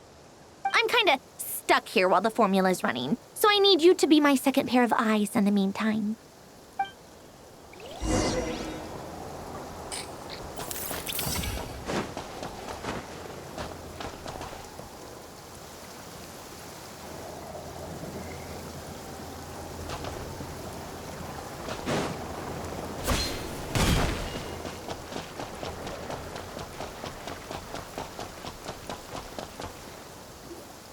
Yes, Miss Moonchanter?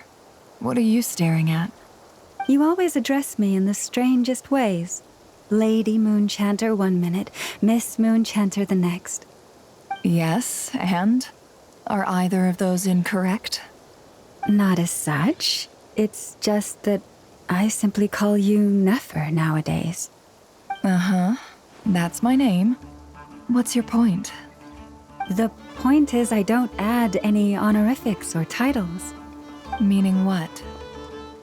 That maybe we're on friendlier terms now than we used to be. Is that how you see it?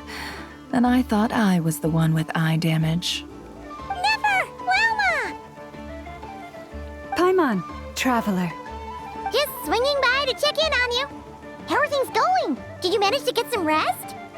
Don't worry about me. I won't slow us down. And I give my all to ensure our victory. Ah, yes. Allow me to give you two a quick checkup. All done.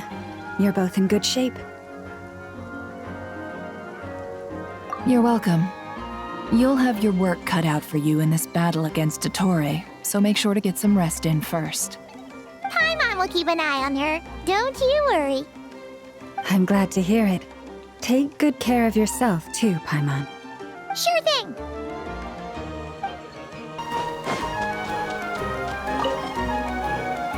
Traveler, Paimon, a pleasure to see you both. Plans! How's everything coming along? Fairly well, if I do say so myself. Personally, I am ready to confront Dottore head-on. Ooh, you sound much more serious than usual.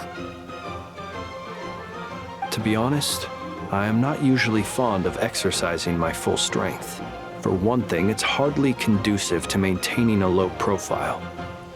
Besides, I believe one should have the right to choose when to show their hand. I am conserving my strength until the moment of battle is upon us. Anything to boost our chances of victory. Seeing you get into the zone like this really puts Paimon at ease. Huh, Traveler? I consider it an honor to have your trust. Rest well. I look forward to seeing you both in your element during the battle.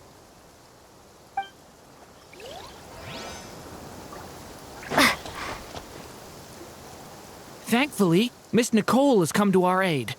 Nasha Town is now looking very well defended. Golden Flame. Yes, that's Nicole's power, all right. Based on the latest message from Grandmaster Varka, it sounds like they've reached an agreement. The situation should be more stable with her assistance. Everyone will have at least some degree of protection. Albedo! Durin! Hello there, you two. Are you well rested? That's good to hear. As per the plan, Albedo and I will be in charge of Nasha Town. As Dottore's energy field expands, it's creeping ever closer in that direction. But we will do our best to hold our position. We fought side by side many times before, and always with great success. I believe this time will be no different. So don't worry about us. Focus on fighting Dottore.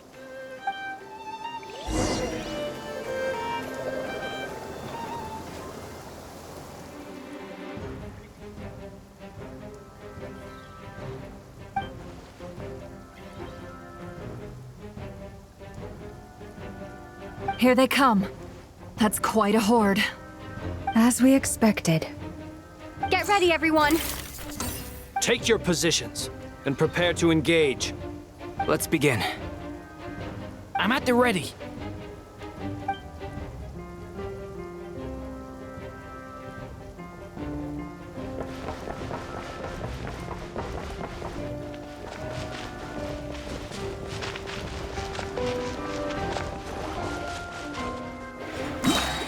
What a waste of time! Your skull!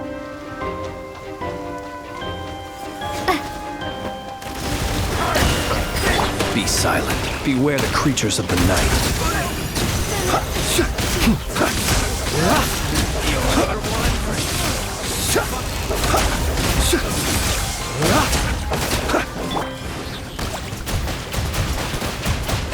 Water jet!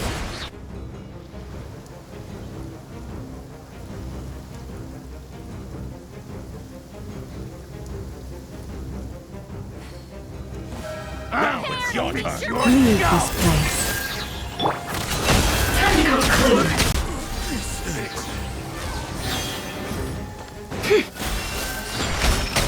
These creatures cannot stand against us. Oh, fighting talk. Just don't let your guard down. That goes without saying. I'm hardly the risk taker in this group. Excuse me?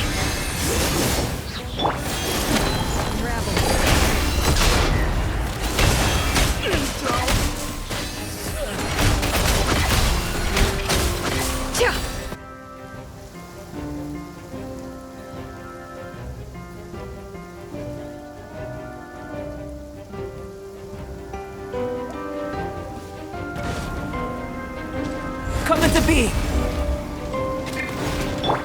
Decaying! New life!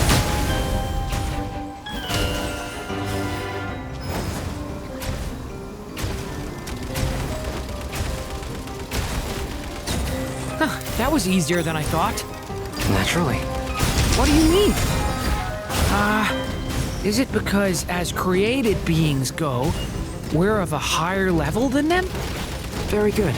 You understood what I was implying.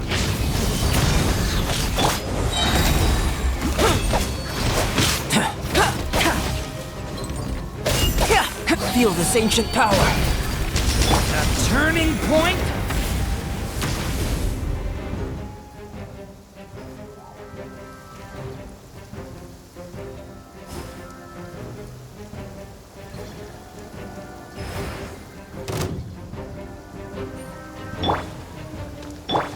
Forest, protect us. Close your eyes. People have always used fire to drive away wild beasts. Wouldn't a lantern work just as well? You read my mind, my dear friend. I was just about to say that. All right then, dear friend. Bring the light!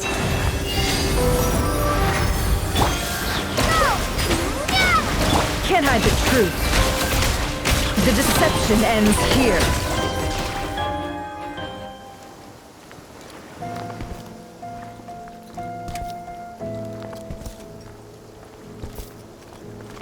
You're looking well. I trust you've had a good couple of days. Dottore. It's actually a good thing, in my view. If the subjects of my experiment were to die prematurely, it would throw quite a wrench in the works. And so, I must thank you all for your resilience. We are no longer on the same level, but you are nonetheless worthy of my respect. A creator god should be merciful and gracious after all. And in any case, it is only right that before I end your lives, the world is informed of the arrival of their new god.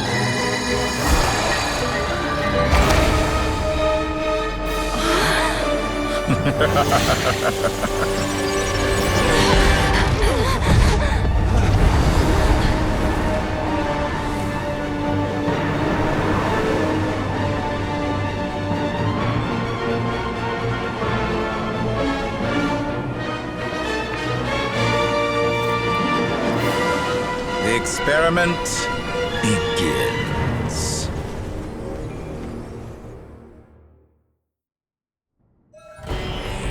With the marrow of the 3 moons in my hand, behold the false moons fall!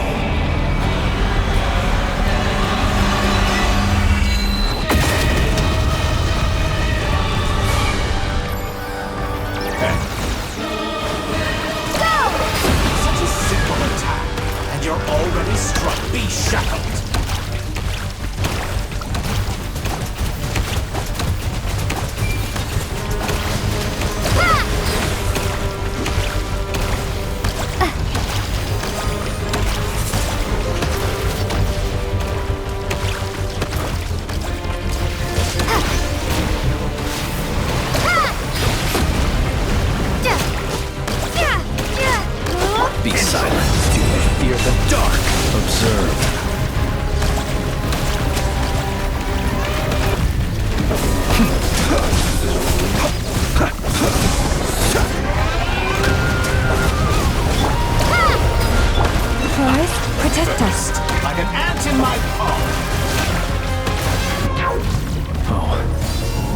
moved inside another space, and it's sealed off.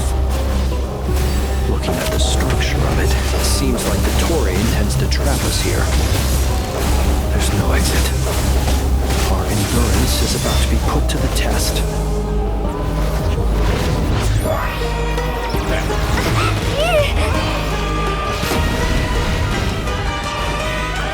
Moon's remnants fall!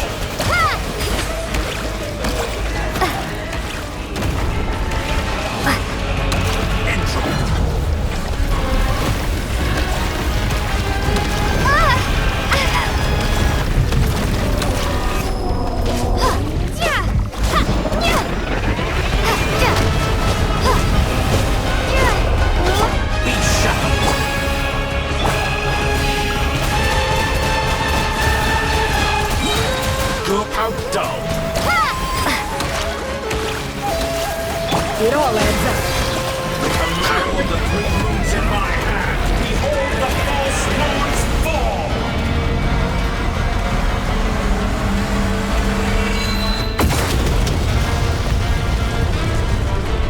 Moon's remnants fall!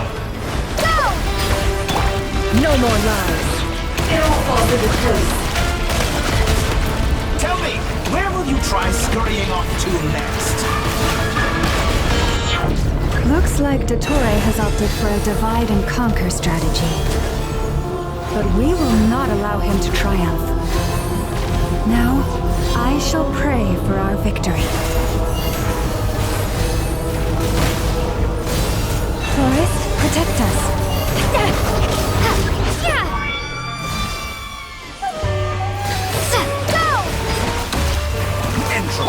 It all adds up.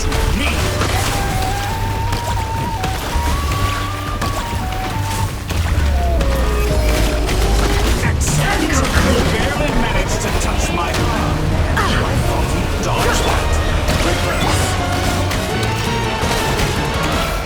Can't hide the truth. Time to conclude.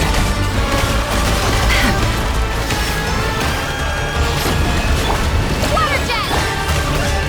No more lies. It all falls into place. The mystery unravels.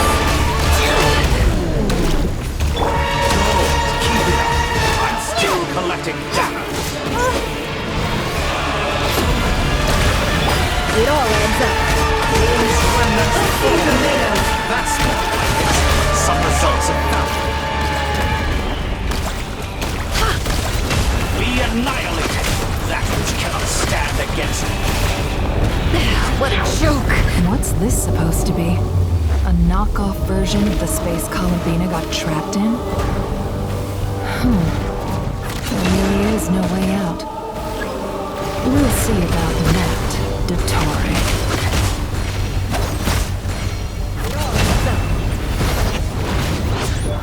My apologies. I had not intended to take your teammates from you. But you have a choice in the matter. Obey, and I can release them. An excellent deal, if you ask me. But won't you consider it pathetic?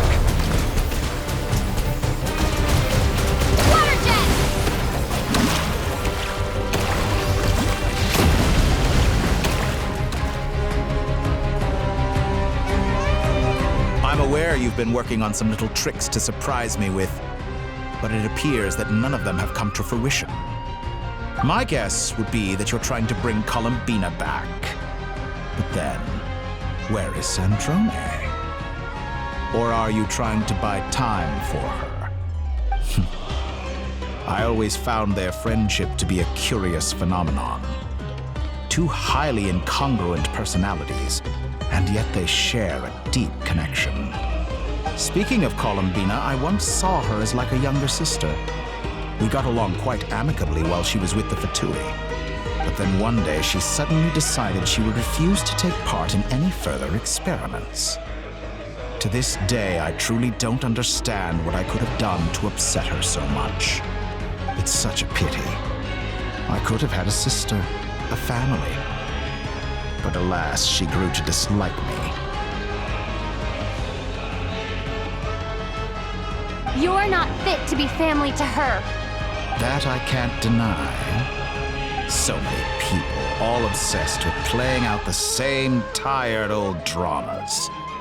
This world is rotten to the core. And then there's you. You had every opportunity to reach the right conclusion. The thought of killing you off like this? But I maintain that I approached you in good faith, so I will offer you another chance. Will you work with me? You have until I count to 10 to make your choice. 1, 2, 3. Not in a million years.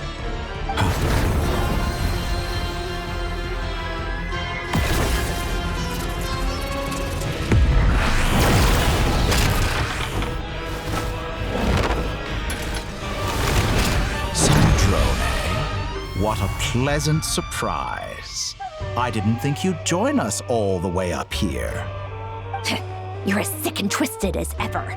Don't fool yourself into thinking anyone's grateful for the chances you're offering them. Sandrone, the formula hasn't finished running yet. Funnily enough, I was just discussing a collaboration opportunity with the Traveler, and then I see you, who I must say is a good example of an opportunity gone to waste. Gone to waste? I said that everyone would get one chance, and you've used yours to march right back into the lion's den. So yes, it's an utterly wasted opportunity. And what makes you think I believe a word that comes out of your mouth? I was planning on disposing of your little formula after wrapping up more urgent business here. Since you've taken the trouble of serving it to me on a silver platter, I can simply bring it forward in the schedule.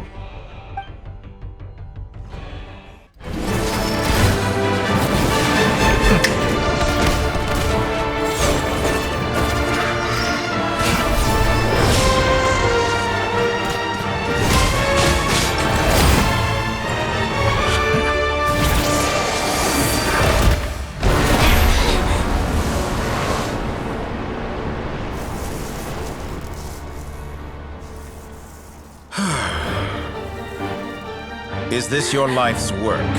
This piece of trash?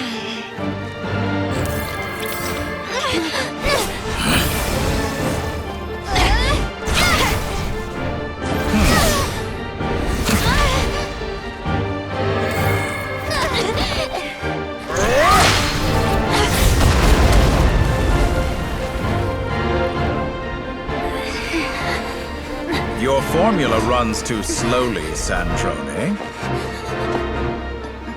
You put your hope for success on others instead of fighting dirty. That is why you have failed. Now, whom should I slay first? Any volunteers? No one? How nice of you to leave the decision to me.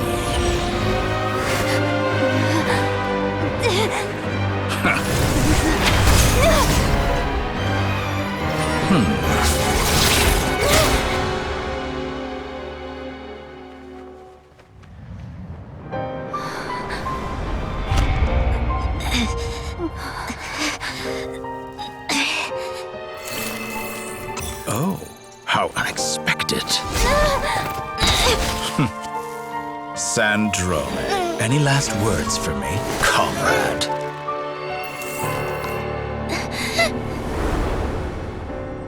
Is there anything you wish for? Not really.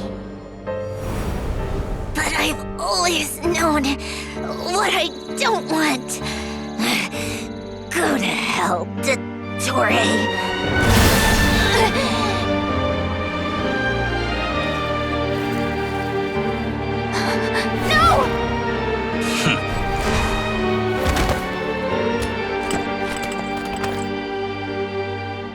And now, you have failed.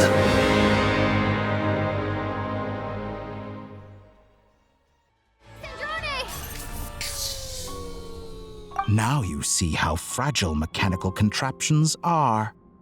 Just a gentle tap, and they fall to pieces.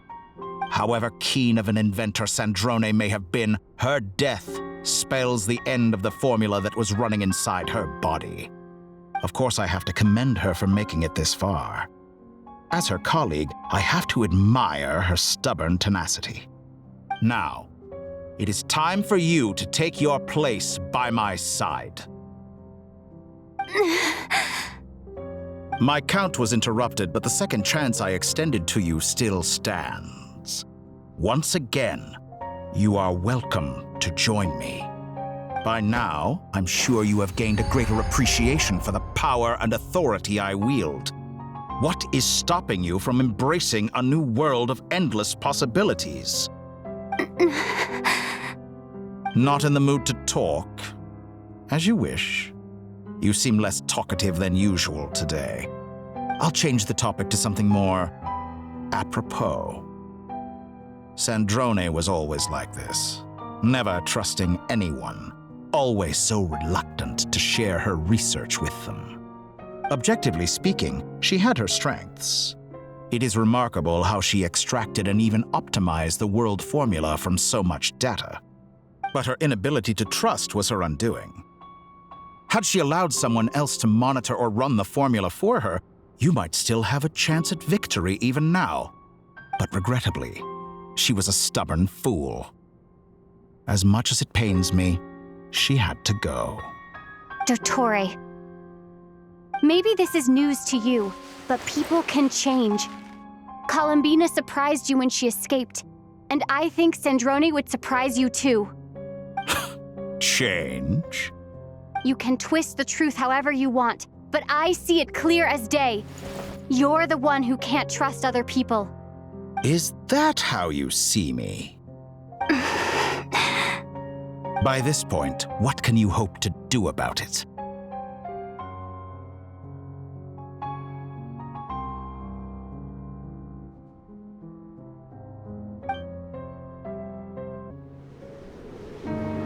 It is pointless to fight on.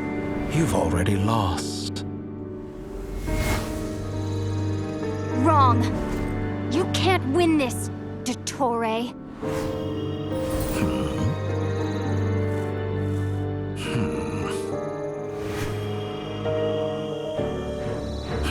What?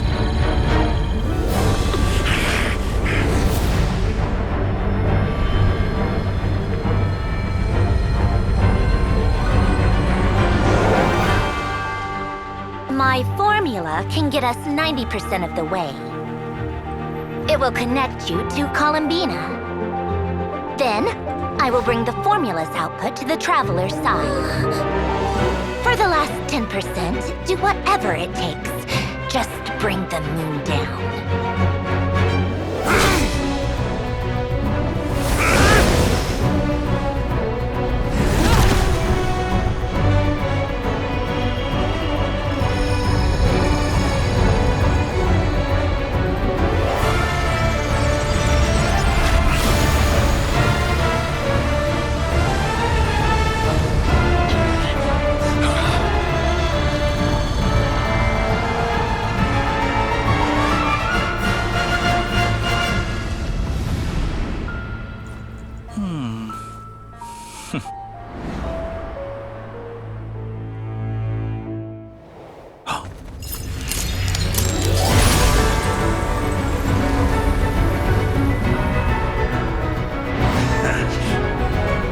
The moon will never be yours.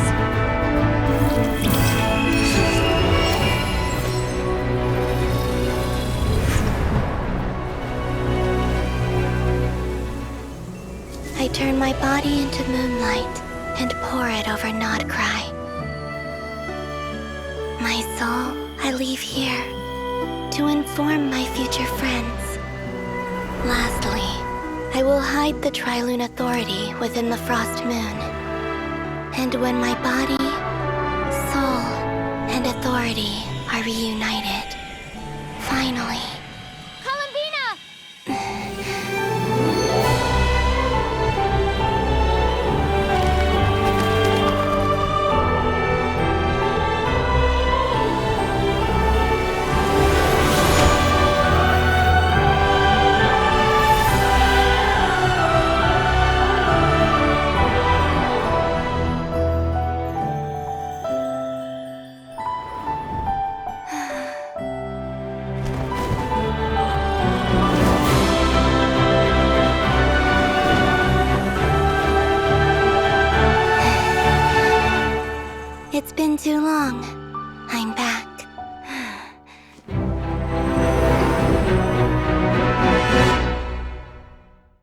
Stay focused on the battle, Traveler. What a touching reunion. Though I personally find myself repulsed by the sight of weaklings huddled together for warmth. Now, if you're quite finished patting yourselves on the back, show me how long you can struggle before you drown. Watch out, Columbina! He can manipulate space itself! I know. Wait for the right moment. We'll strike together.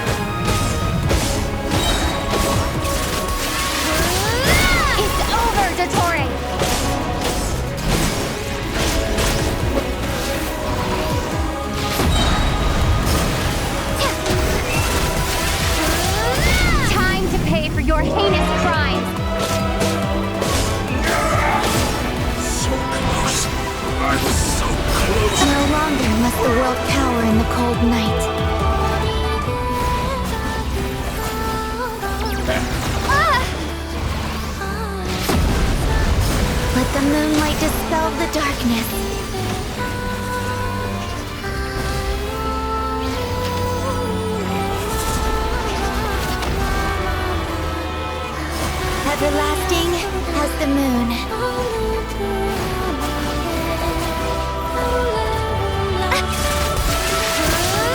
Our future is not yours to command!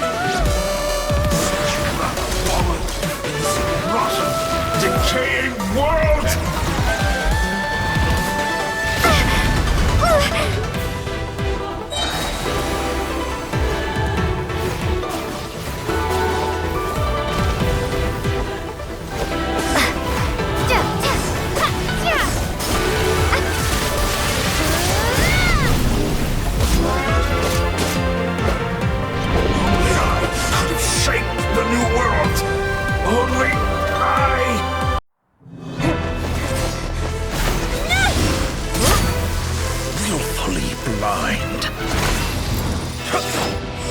How can you be so satisfied with your fate?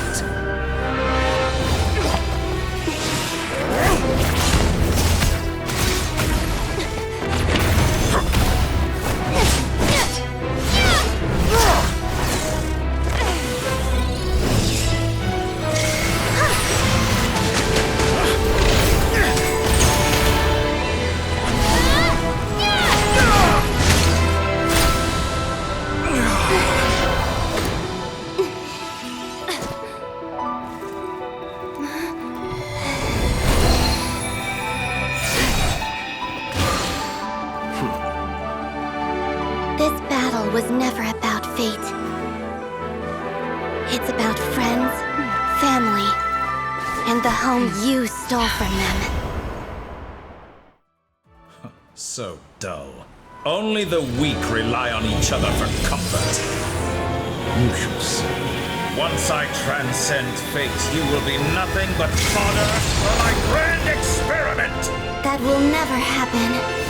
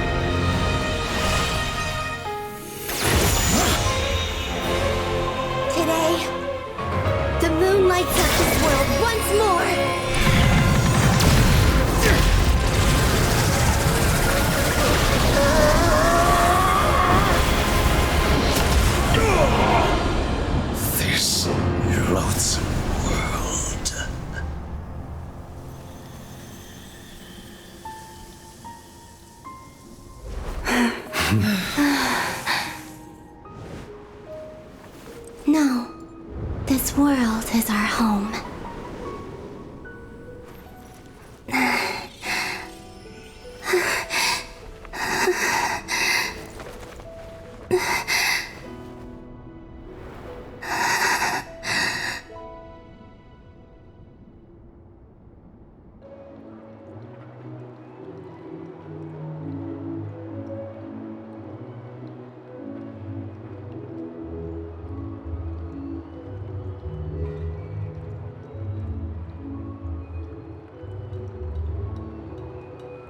No, you're doing it wrong. The moon looks like this now. What are you trying, children? The new moon, Mom.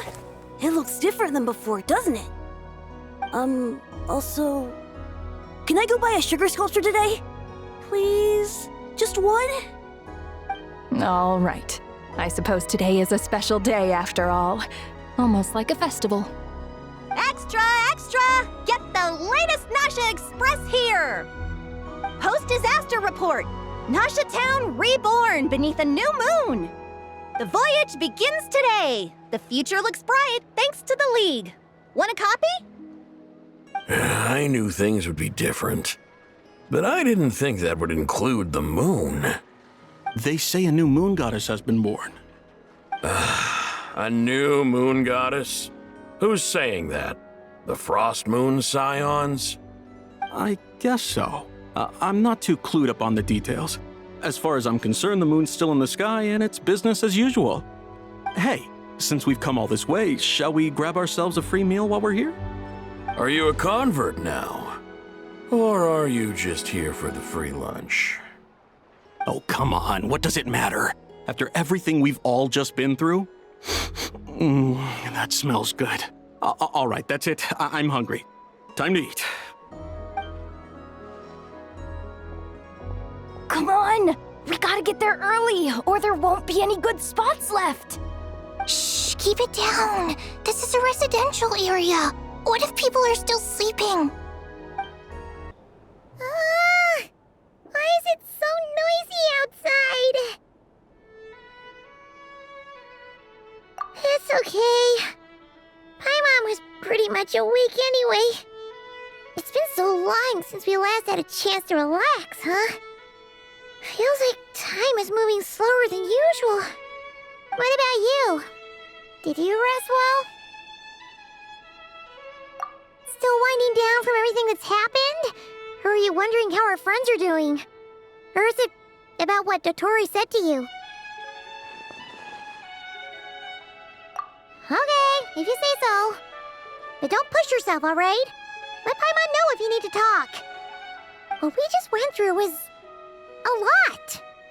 It's totally normal if you need some time to get back in your groove. Luanatar disappeared after Columbina came back. Apparently, she was part of Columbina's soul or something. Still, Paimon kind of misses Luanatar somehow. But anyway, you did great. So did Paimon. We all worked our butts off to contain this disaster, and in the end, we made it. So, chin up, Traveler. You should be proud of yourself. Hey! Don't poke fun. You should be glad that Paimon's growing as a person.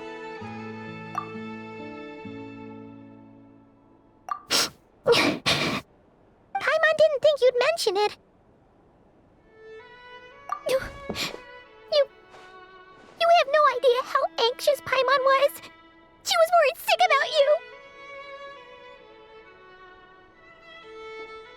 Well, if you really want to show Paimon you're sorry, you're gonna need to make it up to her. You better be ready to splash out on a lavish meal.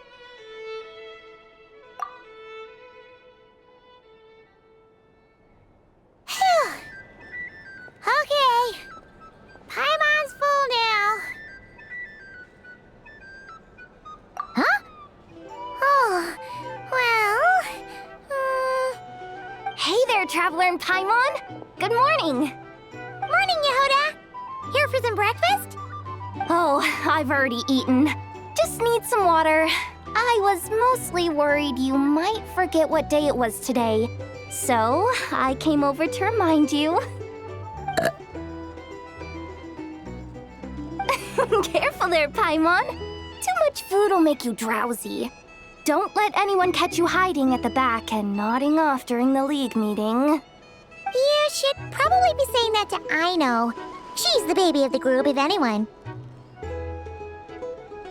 True. You know, I'm surprised that all these competing groups are actually coming together to try to solve things together. Definitely a first for Nodcry. Well, nothing like a region-wide calamity to bring people together. After that, surely even the most self-interested people have to realize that going it alone isn't worth the risk, right? Try telling Boss Neff that.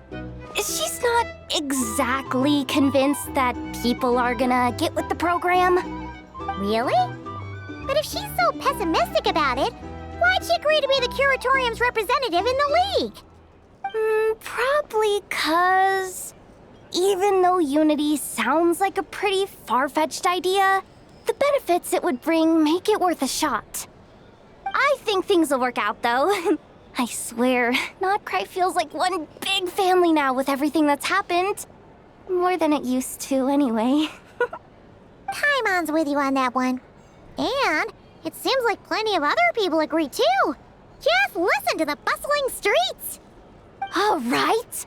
Everyone's been rebuilding these last 2 weeks, and the evacuees have been coming back in droves. Life's slowly returning back to normal.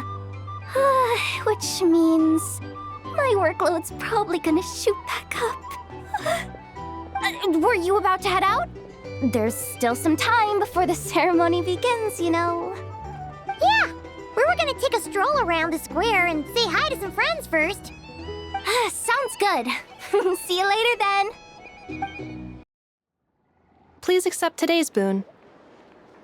Have a nice day. Are Paimon's eyes deceiving her? Or is that Inefa handing out food for the Frost Moon Scions? Hello there. Would you like a feast of the moon along with some snacks of the day? So, what's new, Inefa? It was only a few days ago when we last saw you, but it looks like you've joined the Frost Moon Scions in that time. And Aino too? What are you talking about, Paimon? We're just here to help, duh. In the wake of the disaster, it's all hands on deck. We responded to Lama's request for support. At times like these, the smallest good deed can inspire others and help them through the hard days ahead. And we're using eggs and heating tubes to make that a reality, in true Kromkake Crab Shop style! Inefa! Did you hear that? The Traveler said I did good. The Traveler! That's because it's true, I know. Proposal. If you can resist eating today's dessert, I will provide you with compliments, too. No way! Well, that proposal got shot down quickly. I need something to get me through the hard times, too, you know. Mom! Yes, dear. Go right ahead. Excuse me. Could I take a photo with the robot lady? She helped us get safely out of Nodcry, and she helped us get back home, too. She's the best. Of course she is! And since I'm the whiz kid who built her, that makes me even better than best, right? But you stole my snacks, though. Oops. Shall we move to the open space near the center? The view there is better. Thank you! Aren't you the better pick for this job, Flint's? You underestimate yourself yet again, Master Ilua. Not at all. I rarely come by Nasha Town. I don't know any of the big shots here.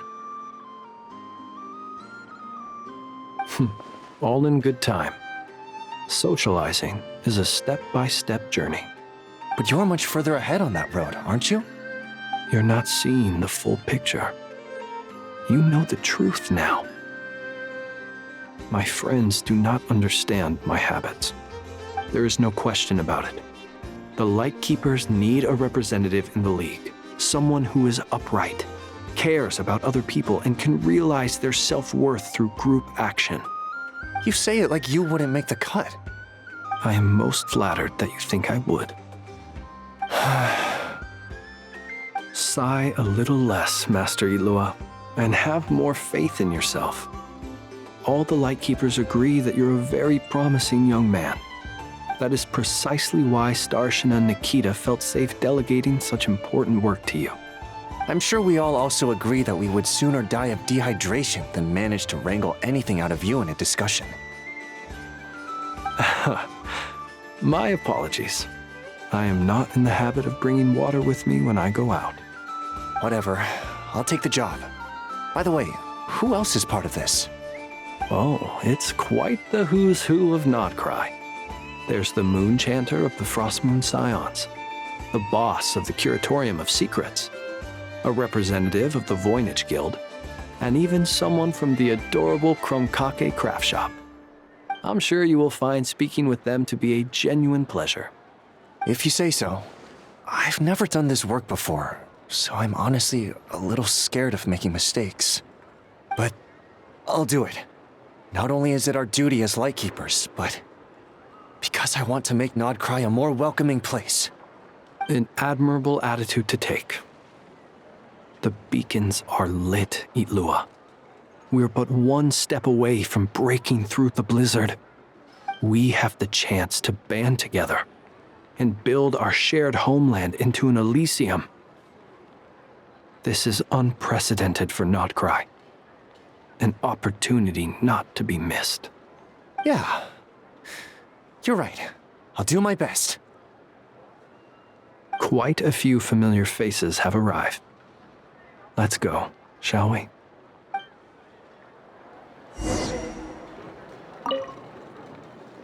You look so cool when you fly, Miss Robot, and when you use your spear, too! And even though you took my snacks, it's pretty cool that you can build stuff like this. You've got so many inventions. It's amazing! Also... Micah, we need to go now. 1 second!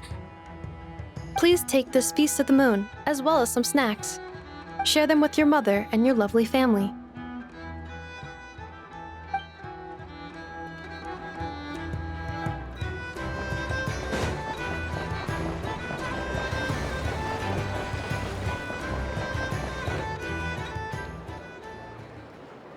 Wow! Everyone's here! You seem well rested. I know no one's asked, but I'm sure you all want to know, so let me just say, we're doing great. Thanks. Well, great, but not perfect. I'm starting to lose my mind from boredom. Can't drink a drop of alcohol while I'm waiting for my wounds to heal. I'm sure you had a sneaky swig or two. Wait, how'd you find out? I'm sure you must be missing Mondstadt after all these years away, Grandmaster. Yeah, you could say that again. Every time I get news from Mondstadt, it makes me want to go back and see the place for myself. Honestly, once things are wrapped up here, I think it'll be time to head back home. Hey, looks like someone's taking the stage. Can everyone see okay? Anyone need a boost? I'll just listen from the back. It's fine. You're taking this pretty seriously, huh, Durin? Well, it's not every day that I get the chance to see how people speak in official settings. Soak it up like a sponge. I'll make sure you get a chance to practice for yourself later down the line. Actually, I know just the thing. You can debrief the Knights of Favonius for me. Mr. Varka, are you forgetting that I'm not a Knight of Favonius?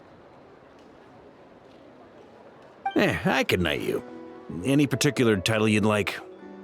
Is he joking? I really can't tell. You'll have to figure this one out for yourself. It'll be a good learning experience. It is my honor to host the opening ceremony for the League. and to have this opportunity to speak to you all in my capacity as Voynich Guild representative. Could this person also have been pushed onto the big stage by the real big shots? Guess I'm not the only one then. We come here today, having weathered the trials and hardships of yesterday, and having learned from them the importance of unity and cooperation. All right, here we go. Uh-oh, looks like Aino's off in dreamland already. Wait, Boss is looking kinda drowsy too. What's up with her? Come on, get this speech over with already. Nodcry is our home, the land we rely on for survival. And as we chart a course for the future, may we persevere through the storms ahead as we sail towards a new era of prosperity, freedom, and hope.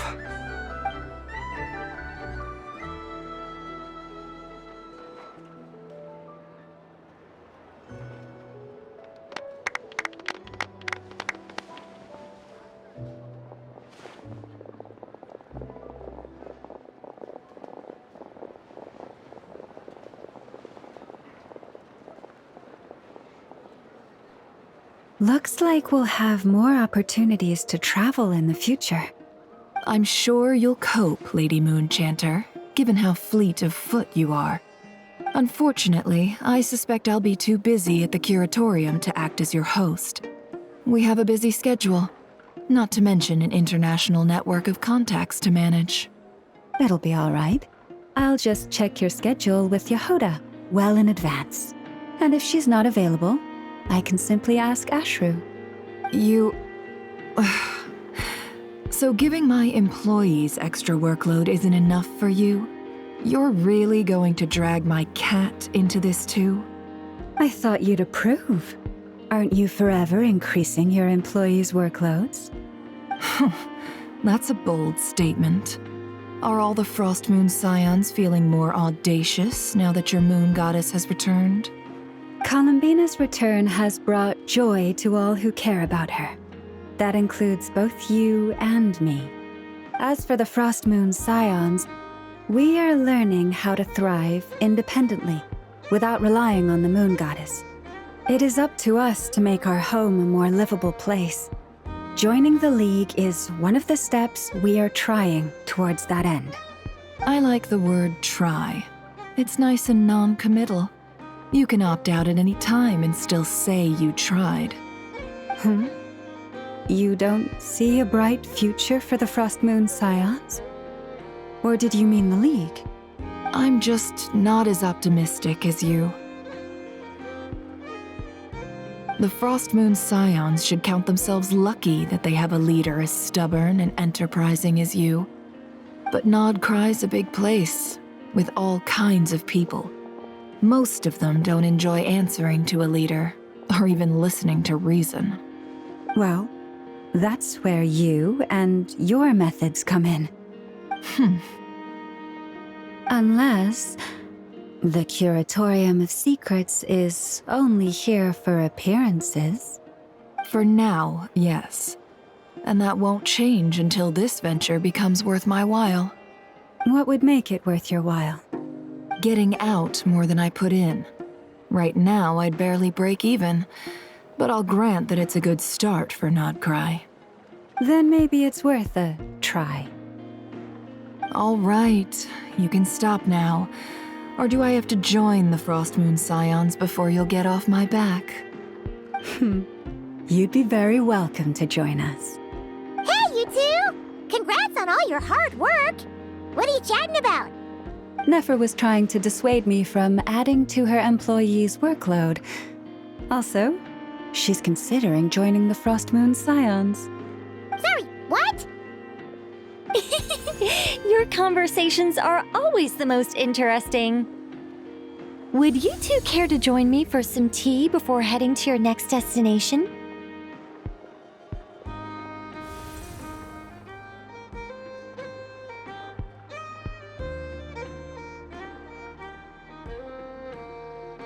Nicole? Wait, where are you? Aren't you gonna show up today? Sadly not. I'm otherwise occupied right now. I'm sorry, Paimon. I can hear how disappointed you are. If it's any consolation, let me say that how things appear on the surface is a far cry from what they are at their core. Perhaps you'll feel better if you focus on the fact you have a special line of communication with the great mage herself. Okay? Has something happened? No, or not yet, anyway. Well, that's not ominous at all. Not for the time being. Just think of this as a general check-in to make sure this communication system is still running smoothly. Besides, it's good to chat once in a while if we want to maintain our friendship. You could have just said so. Paimon got all worked up for nothing. Still, the best friendships are built through face-to-face interaction, you know. It's never gonna stop being weird having tea with you when you're not there and just talking to thin air. All right, fair point. I'll bear that in mind for next time. Yeah. Any update on that crisis at the world's borders? Alice just informed me that they had their work cut out for them. And now everyone's thoroughly exhausted. But they did finally get things back under control. Still, we can't let our guard down yet. The disruption caused by this disaster has made Teyvat easier to detect from the outside universe. She plans to wait for things to stabilize, then reschedule her Mondstadt vacation plans.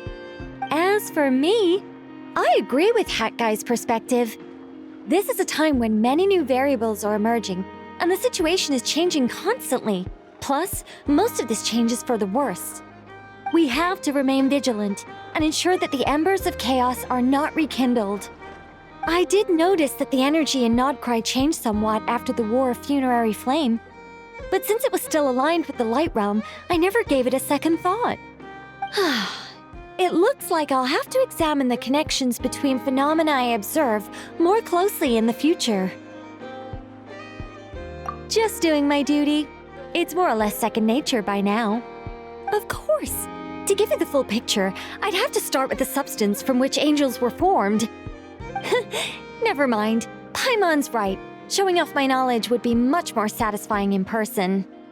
By the way, you did receive the gifts from the Hexen Circle, yes? I'm not trying to claim credit or anything, but my pride demands that I at least mention it. They're quite similar to the protective talisman that Alice gave Dory, but with some very special enhancements. Oh! So that's what kept our friends safe when Dotori trapped them. Indeed. We went to great lengths to make sure they were invisible to his eyes.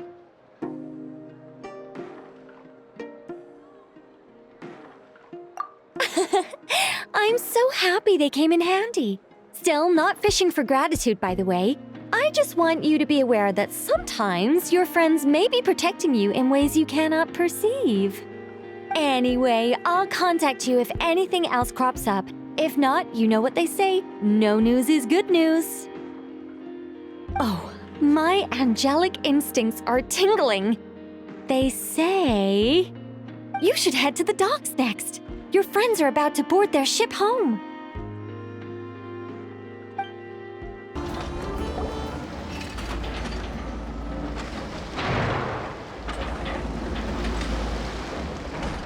You're here. You're here too, Hat Guy! Are you heading back together?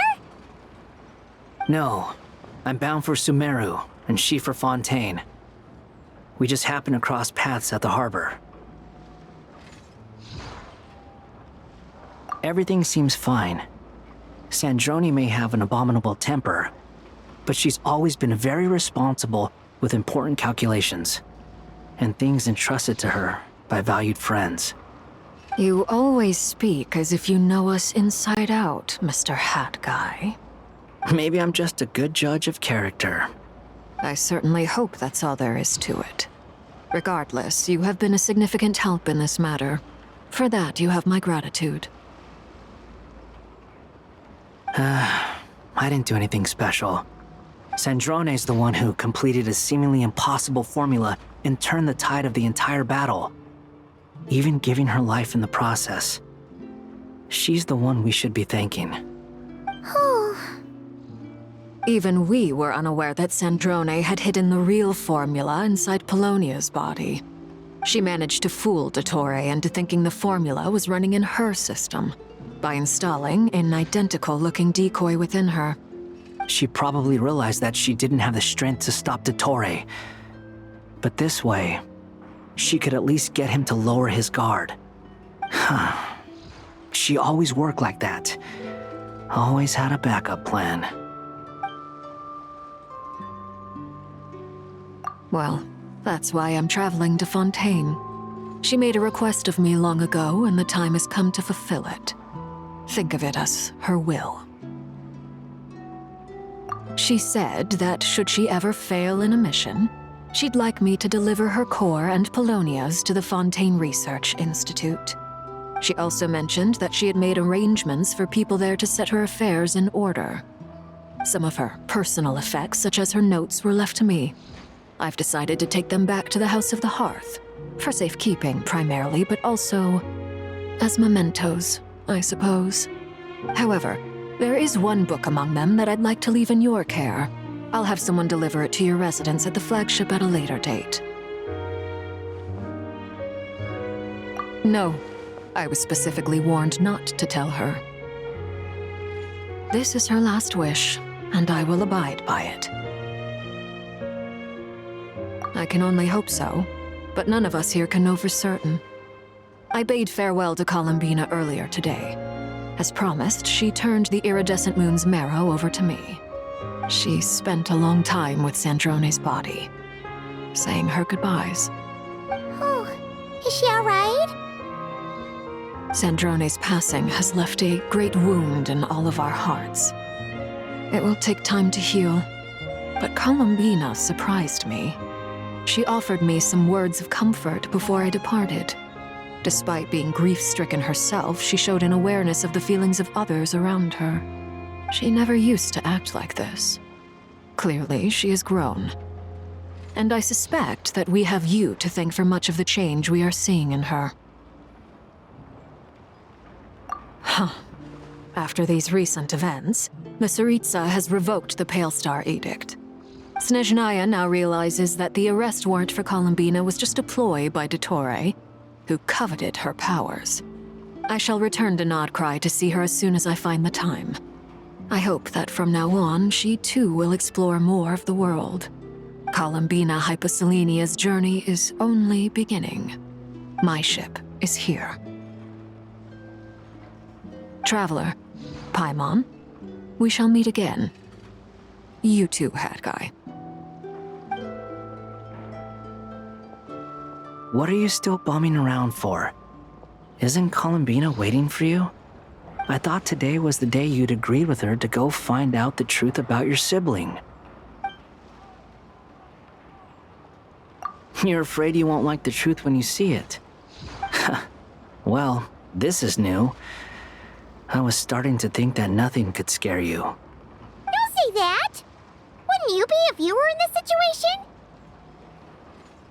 Fair point. But I'd say I have more experience facing up to unpleasant truths than the Traveler. They say blood's thicker than water. I know how much you need your family back. More than you need any of your friends. And I'm sure that all your real friends understand that too. No matter what the truth turns out to be, they will stick by you and support you, whatever decision you make. Finding the truth is important. But more important still is what you choose to do once you've found it.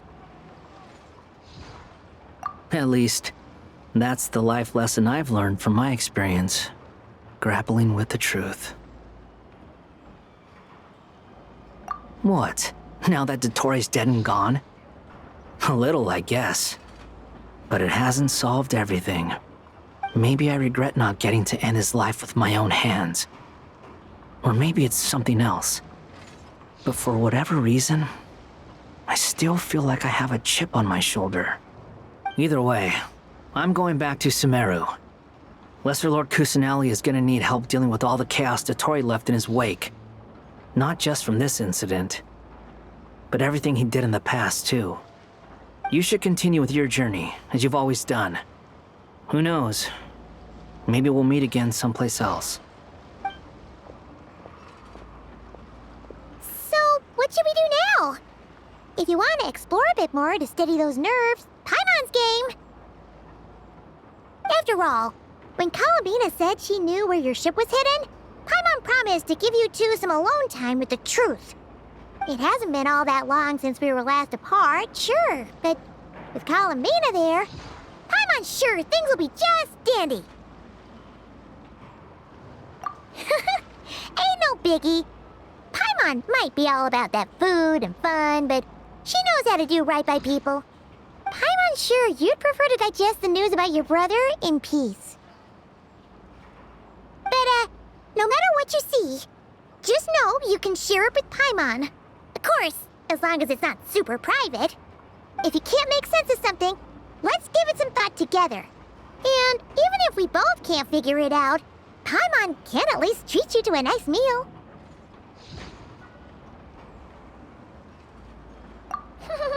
Glad to hear it. Feel better now? Alrighty. Next up, time to meet with Columbina.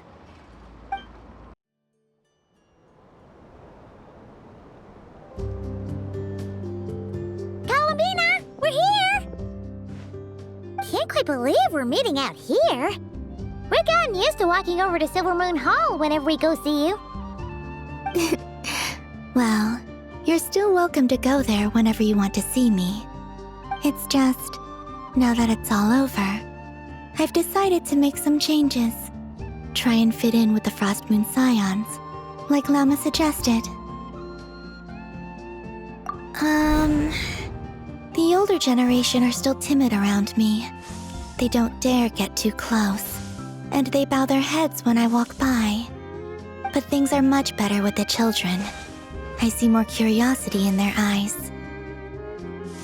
Hopefully, by the time the next Moon Prayer Night comes around, I can enjoy the festival with them as myself, without having to pretend that I'm only dressed up as the Moon Goddess. You'll do fine, Columbina. Paimon's sure they'll realize you're super nice once they get to know you better. You really think so? When we first met, you thought I was a little up in the clouds. We were just starting out then, come on! So Lama told you, huh? I'm only teasing. I know that I have you to thank for pulling me back down to solid ground. It feels good to finally stand firm on the earth where I was born. Oh, that's great!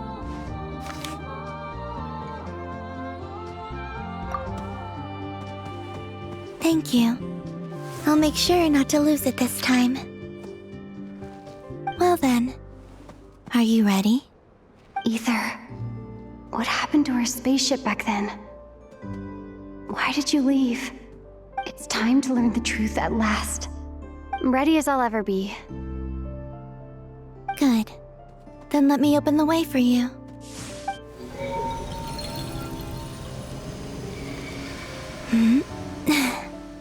Where does this lead? To our shared destination. Huh? Do you remember me telling you about my missing prologue back when we just met? I said that my story began on the moon.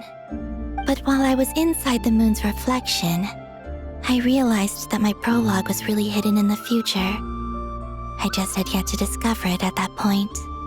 The story of the time before I was born was in fact the story of my distant future.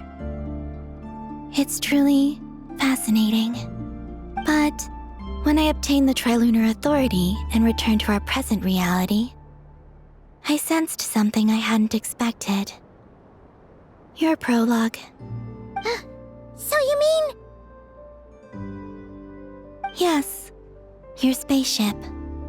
All this time, it has been hidden on the Frost Moon, which lay beyond the sky. The great ruler of the firmament. The heavenly principles. Wait, them? Why would they do that? I don't know. Perhaps your ship contains something that is incompatible with Teyvat. Or something that cannot be known. Oh, did I pick a bad time to say this? I know it must have been hard to work up the courage to do this. Maybe I should have waited until you were on the moon, with no chance to back out. That would have been kind of mean, you know.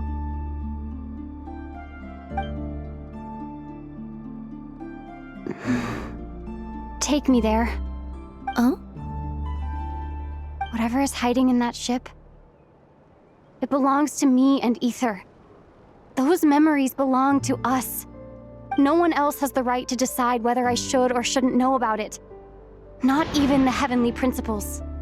Very well. Then let's go. Yeah, you two take care, alright? And don't forget to come back soon! Rest assured, Paimon. We will. Traveler, after you.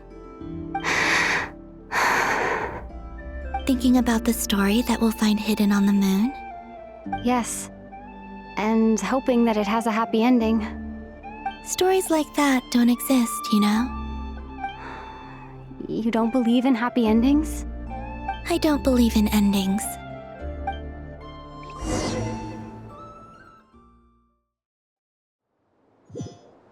Where am I? This is the pathway I built between Teyvat and the Frost Moon.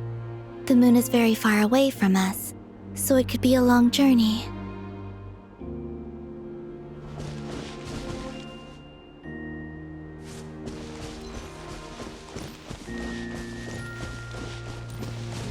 After I obtained the Trilunar Authority, I unwittingly saw past events from many of my friends' lives. One was Lauma. She was so young when they chose her to be the Moon Chanter. From then on, the Frost Moon Scions looked to her to bring messages from their goddess. But, for better or worse, I had left Hisi Island before she was ever born. It was not until much, much later that she met me. I think it's for the best. Because of the way things turned out, you had the opportunity to become friends. You're right. In that sense, I think we were both very lucky.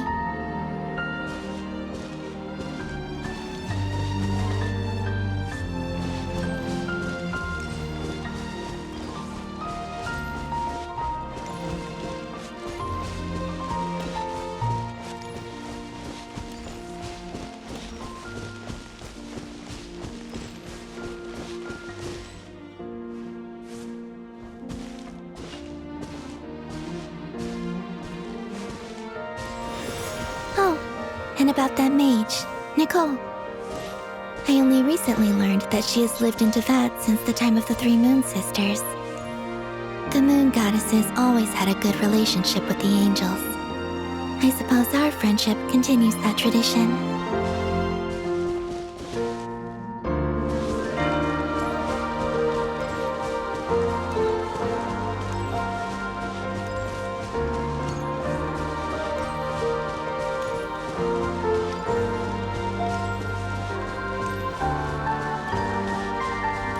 And then, there's Sandrone. I never knew that much about her, beyond the fact that she was created by someone called the Lord Artificer. She, too, suffered for a long time before joining the Fatui.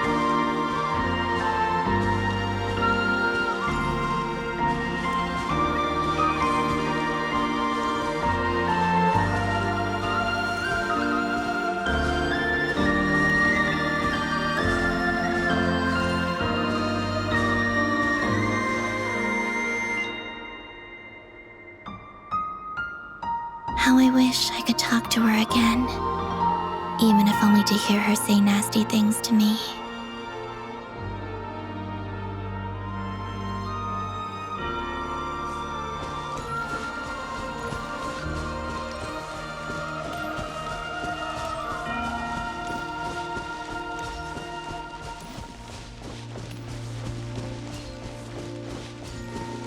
Also, I saw your siblings' story. I'm afraid I didn't see much. It seems that he rarely came to the surface where the moonlight shines. But I did notice that back when you first set out on your journey, he would often appear nearby, gazing at you from afar with a guilty look in his eyes. Ether.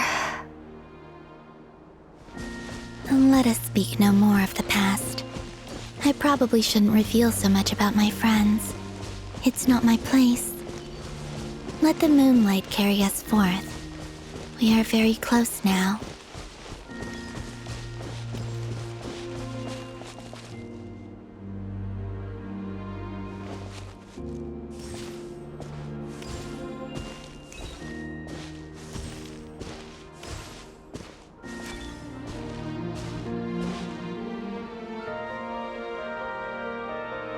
After this, I'd like to bring some kuhenki to the moon as well.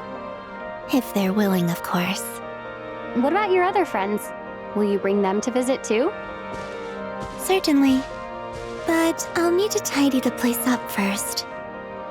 This home hasn't received any guests in a long, long time.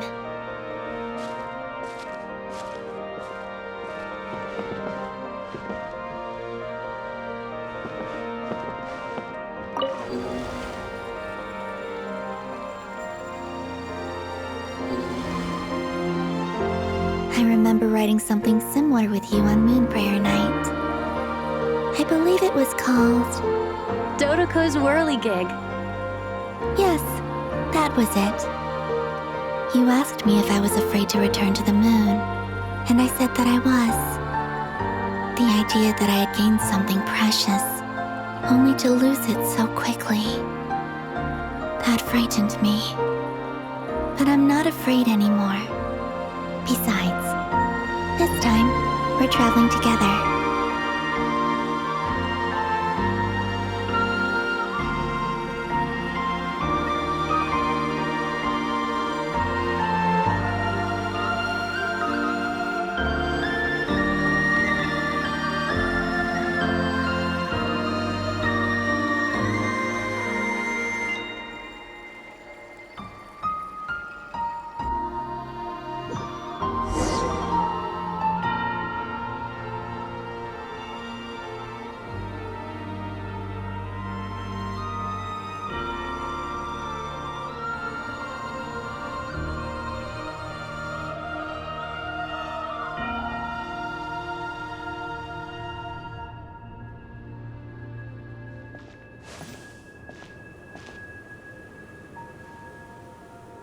We're here.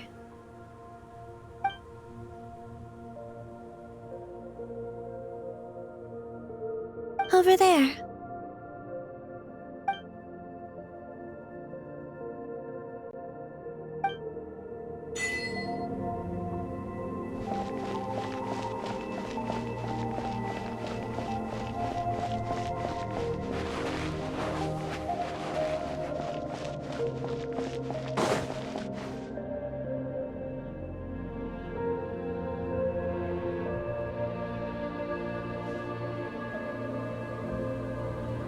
Our spaceship. It's huge. I suppose that the moon is the only place one could hide it. It'll be all right. Huh? The way you feel in this moment, I went through it too, on Moon Prayer Night. The door was right in front of me, but I struggled to find the courage to step through. Solitude for me once meant living a life in which even I was absent. Before I met you, that was the only life I knew. But that night, solitude meant throwing away the life I had gained after meeting all of you. Columbina. Go. Retrieve the part of your life that was once lost. Trust me, you will lose nothing by doing so. Look, Tavad is right there. All of our friends are down there, waiting for us. You're right. Thanks, Columbina.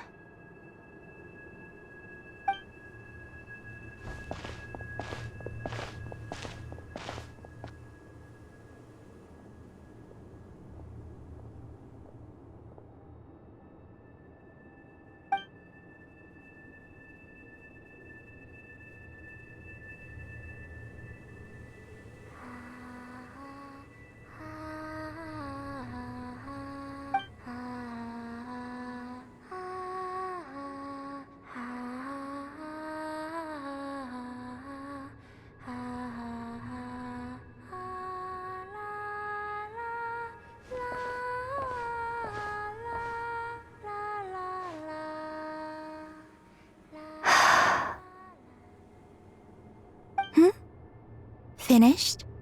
Yeah. Why did you take your eye mask off? Well, since my return, I've decided to take more opportunities to see the world with my own eyes. Besides, I've always wondered how Tevat looks from the moon. And what do you think? It's beautiful. I could spend a whole day here just gazing at it. What about you? What do you think of the truth you found? I haven't looked at another person's expression in a long time, but I think yours is saying it was neither good nor bad. Keep this up, and it won't be long before you give Nefer a run for her money. Oh, I don't think that's going to happen. I'm much more used to sensing what's going on around me with Kuvaki. I think I'll save my eyes for seeing special moments I really want to remember. I read the spaceship's flight logs. I always assumed that this was my first time in Tevat. I thought that Ether and I must have been hibernating in space for centuries on end. But the logs show that our spaceship flew over the skies of Tevat once before. A long, long time ago. Flew over? So you didn't land? No. The ship barely came to a stop before flying on again. After that, it continued traveling through space for a long time. Some of the data is corrupted, but I suspect that it kept flying for thousands of years. It was only after that that the ship made a forced landing in Nodcry. When Ether found me, he came from outside the ship. Could this mean that he left the ship long before I did? Maybe even during our first pass over Tevat? Are you all right? Yes. I can feel that the truth is coming together, one small piece at a time. I remember Ether telling me that when he first arrived in Conria, he could not recall the past. So this might be something that even he doesn't know. Here, I made some space for you. Your mind must be racing, and this seems like the perfect place to relax and clear your head. Oh, wait, there's one more thing. What is it? Wait here a moment.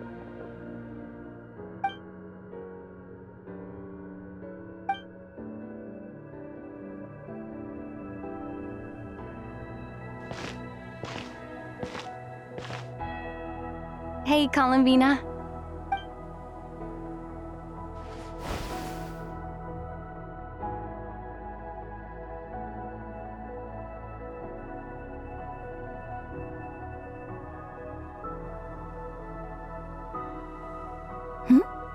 Is that a new outfit? An old one, technically. It's been in a cabinet inside the ship this whole time. It's a matching pair with Ether's. He always liked this set more. Huh. I don't think there's a huge difference. Really? Yes. It's still the same you. You're the same person, no matter what clothes you wear.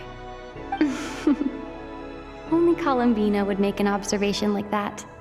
Traveler, do you consider Tevat your home? Home is wherever Ether is. But then, after all the time I've spent here and everything I've been through, yes, I'd say it's my home. Would you change your answer if Tevat changed appearance? I mean, if the truth about Tevat turned out to be different than what you thought.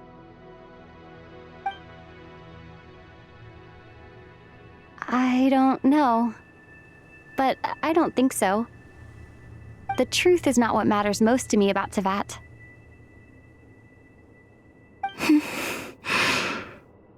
When I was first born, I longed for a home. And when you get something before you're mature enough to understand the world, you just take it at face value.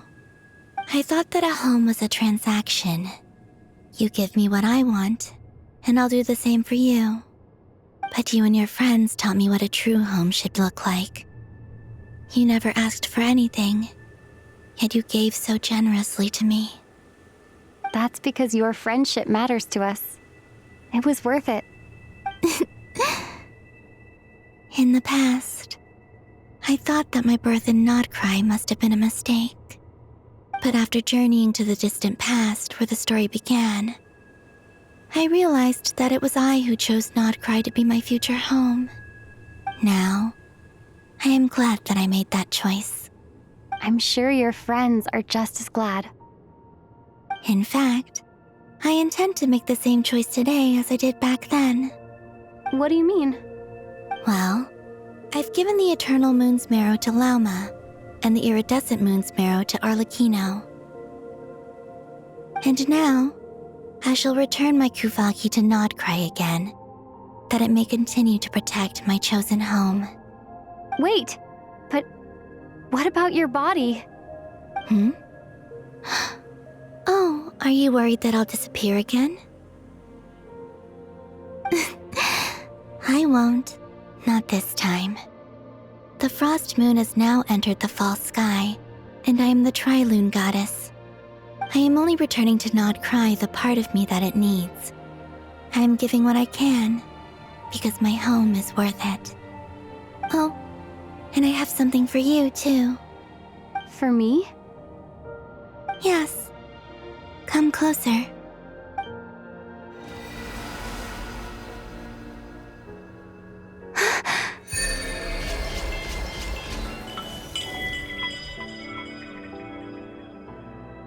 What was that? I lifted some of the restrictions this world placed on you. I trust this will help in your future adventures. My power. It feels like it's grown. I can use the elements more freely now. Thank you. This will be a great help. You're welcome. I see you as family, and after everything you've done for me, In fact, no. It's not because I owe you. It's because you're worth it. Here, this flower is for you.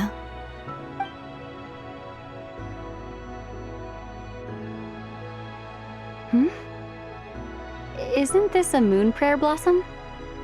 Yes. Don't worry. You will never see these flowers lose their color again. I'm finally discovering the joy of giving. How I wish I'd learned this sooner. Hey, better late than never. What are you thinking about now? Why don't you take a guess? You get 1 shot.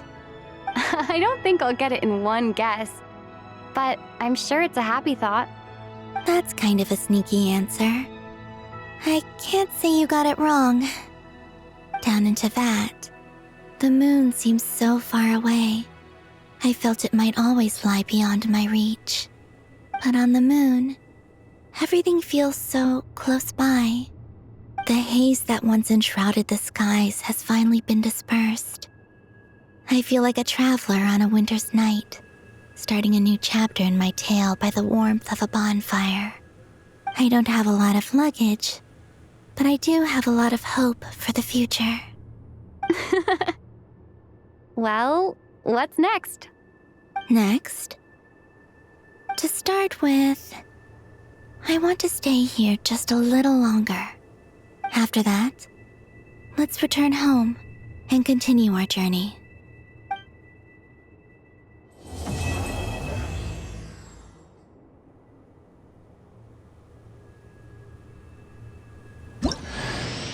These clothes bring back so many memories.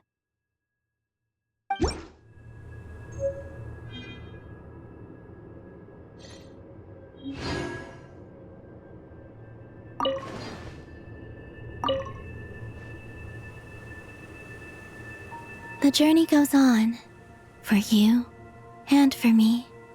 Like I said, this is not the end. I don't believe there has to be an ending. Oh, is that your next destination? Most people would probably tell you to pack some warm clothes, But I experience things differently than most people, so I can't know how cold it is. In fact, it is home to quite a wondrous heat source. I think they call it Kreshnik's torch. Every city in Snezhnaya is built around one of those. I sensed the energy it gave off as I was passing by on a railway train.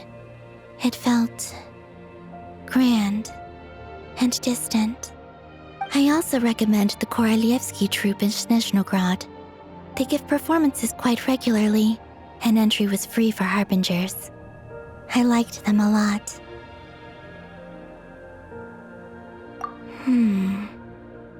Ice cold and sharp.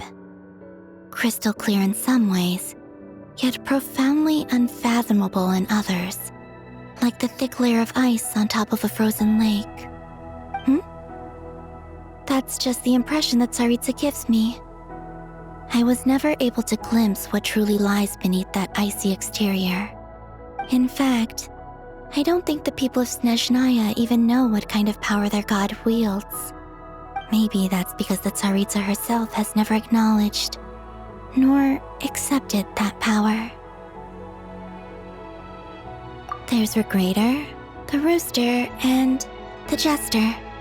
Between them, they control a lot of what happens in Snezhnaya, but I can never wrap my head around how exactly power is split between them.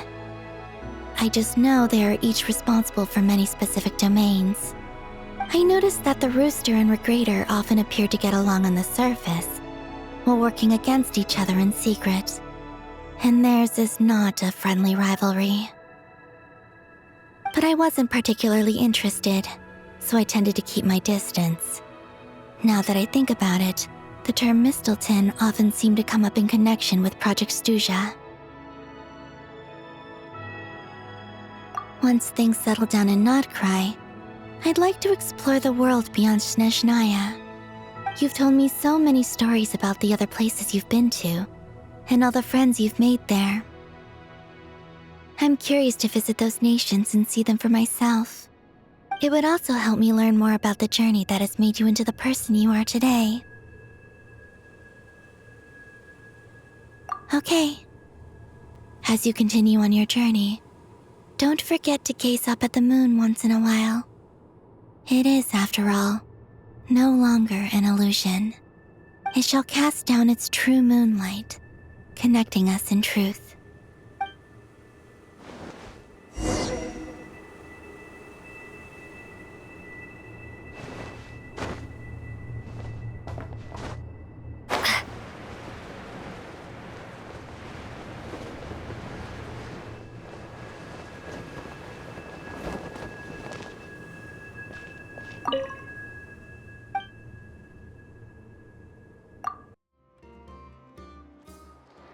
To Jean, acting Grand Master of the Knights of Favonius.